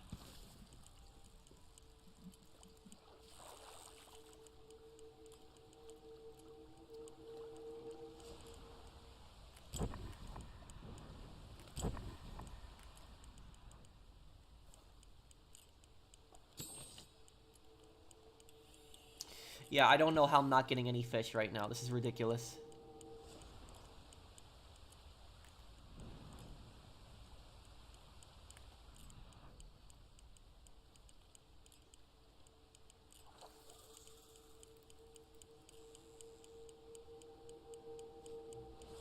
Modern Warfare 3's ending, the original, didn't make me cry. It's made me more happy that Makarov was dead. I cried at the end of the Saints Row reboot for effing up the series. um,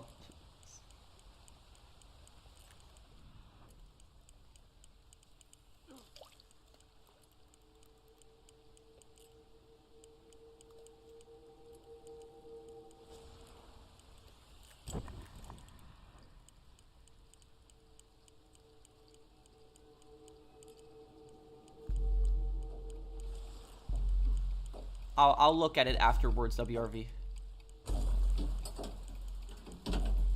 Damn, I got screwed over there. The fish didn't like me.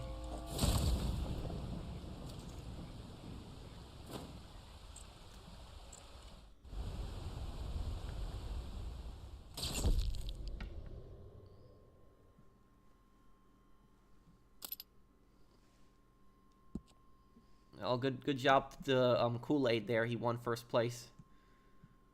Good work.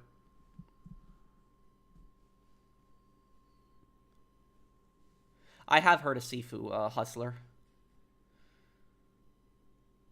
Didn't you also get a bit emotional towards the end of Hitman 3? Kind of, yeah. And the reason is because I've played Hitman since I was a kid, and for it to finally be over, and also, the very end of Hitman 3, it was a great ending. I liked how the series ended. I don't want another Hitman game, because I think it ended perfectly there. That Agent 47 was free to live his life how he wanted, and it was the only time I've ever seen where he smiled. The very end of Hitman 3 is the only time I've ever seen Agent 47 smile. It's kind of creepy seeing him smile, but it's because he was truly free. It was that was it. It's the only time I've ever seen him smile in a game.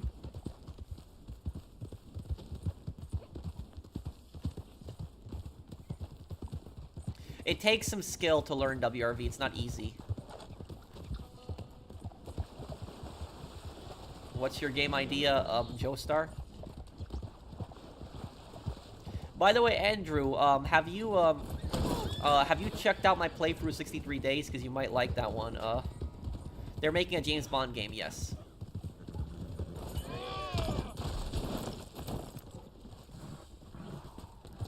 Well, Mason has now been confirmed dead, apparently, according to Treyarch.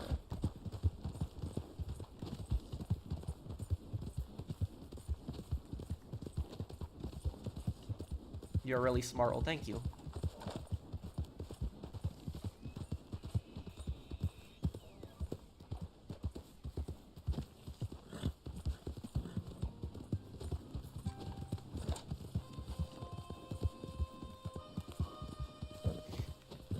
Thank you, Brandon. I'll see you then, man. Take care.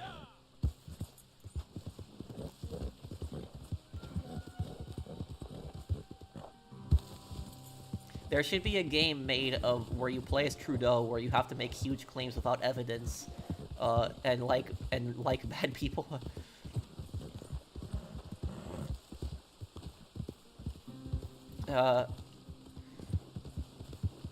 During my stream, I got around 100 on Firebase Z on Cold War Zombies. Oh, that's good, Aiden. I probably wouldn't have the patience to get up that far, though, in Zombies.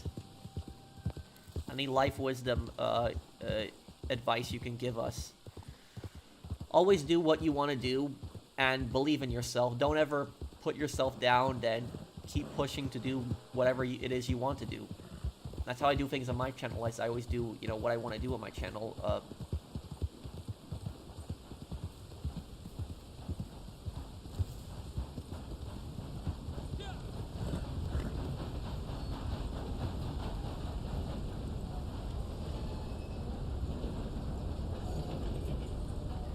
My game idea is that you build a criminal empire by taking over turf operations, recruiting, and making connections. And I heard gunshots this night, and I sort of hate myself. Oh, don't hate yourself, dude, bud.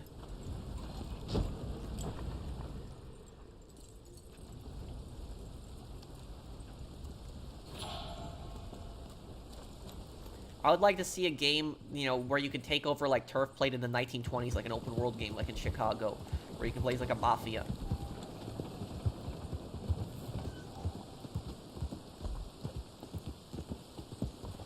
Yes, the professional. I'm currently really liking your 63 days playthrough. The Polish dubbing is really good. Good idea. I'm Ukrainian, so I could understand a bit myself. Oh, okay, that's cool. Well, the Polish dubbing was really good in 63 days. When I started YouTube, did I expect that I'll be have over 1.1 million subs? No, I did not expect that. I never expected my YouTube channel to, you know, get past 1,000 subscribers actually. But I was generally surprised by the success I've had, and you know, we've done really good on the channel, and it's also, you know, my YouTube channel growing is probably the best thing that's happened to me in my life. Because I've, it's given me more confidence in myself, because I didn't have a lot of confidence in myself beforehand. But it showed me that I was good at something.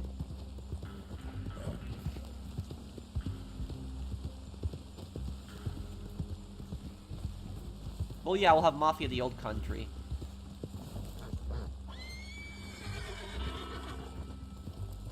Pablo Escobar and his rise and fall? Probably not, because I don't know the history of Pablo Escobar that much. I just know he was a Mexican, like, freedom fighter. I know he died violently, and I think he was the president of Mexico at one point. But I don't know much more about him.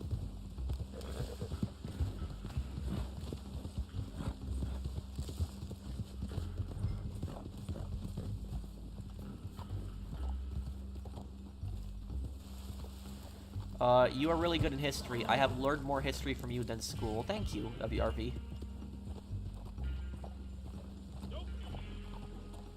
Yeah, I never liked the season 6 finale, The Walking Dead. And honest, I'll tell you something, I don't even know what happens after The Walking Dead. Like, it was like season 9. Like, you know what, that show is just pissing me off. Like, I was just getting pissed at that show. Like, I was just getting really annoyed at it. And, it was, like, the Carl death, like, pissed me off so much. Like, I was about to stop watching. Like, I thought that was so stupid. Because Carl was supposed to be the future, but, like, him dying was just so stupid. Like, it feels like all the other seasons were pointless with Carl dying the way he did. And then it was, what was it? When Rick blew himself up. Rick, like, blew himself up on the bridge. I know he survived, but, like, he blew himself up, and at that point, I was like, that's it, I was gonna stop watching. And so I don't even know what happens after that. Like, that's where I got up to. Like, Rick blew himself up, and I was like, this is stupid. I was like, I'm gonna stop watching now. So that's like I used to watch the show, but I just gave up on it.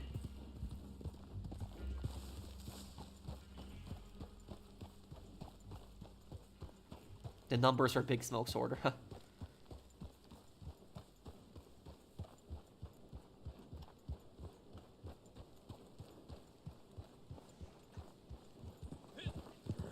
Okay, guys. So I guess I'll probably be going here. I'm a bit hungry. I'm a bit hungry. I haven't eaten dinner yet, so I guess I'll be wrapping this up. Tomorrow, or today technically, I'll have the next part of Ace Attorney for you guys, the final part. It's the very final Ace Attorney video. Unless I play, I'll play Ace Attorney Investigations later in November, and then we're gonna be doing finishing up 63 days. We still got 2 more parts, 63 days, and we're gonna be doing 3 playthroughs in October. World at War, Call of Duty World at War. I'll have cosplay playthroughs for that, and then we'll do Black Ops 6 campaign. I hope Black Ops 6 is good. Like, I hope the campaign, because I'm buying it mainly for the campaign. If the campaign is 4 hours long, I'm going to be pissed. So make sure you guys watch my Black Ops 6 playthrough, because I'll be saying whether I like the campaign or not. I'm going to be pissed. If it sucks, I'm going to be pissed. Like, Modern Warfare 3's campaign was so bad. Modern Warfare 3 was so bad, so I hope Black Ops 6's campaign is good. And then in November, we're going to be doing a very highly requested game. We're going to be two games in November.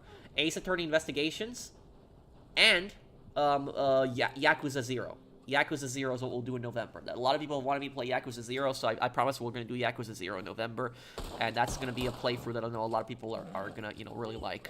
Okay, so I guess we will be wrapping this up here, guys. thank you guys for watching. If you guys enjoyed the stream, do drop a like. If you're new to my channel and you enjoy my content, do subscribe to me. It does help me out a lot. So thank you guys for watching. I will see you guys on the next one. Take care, everyone.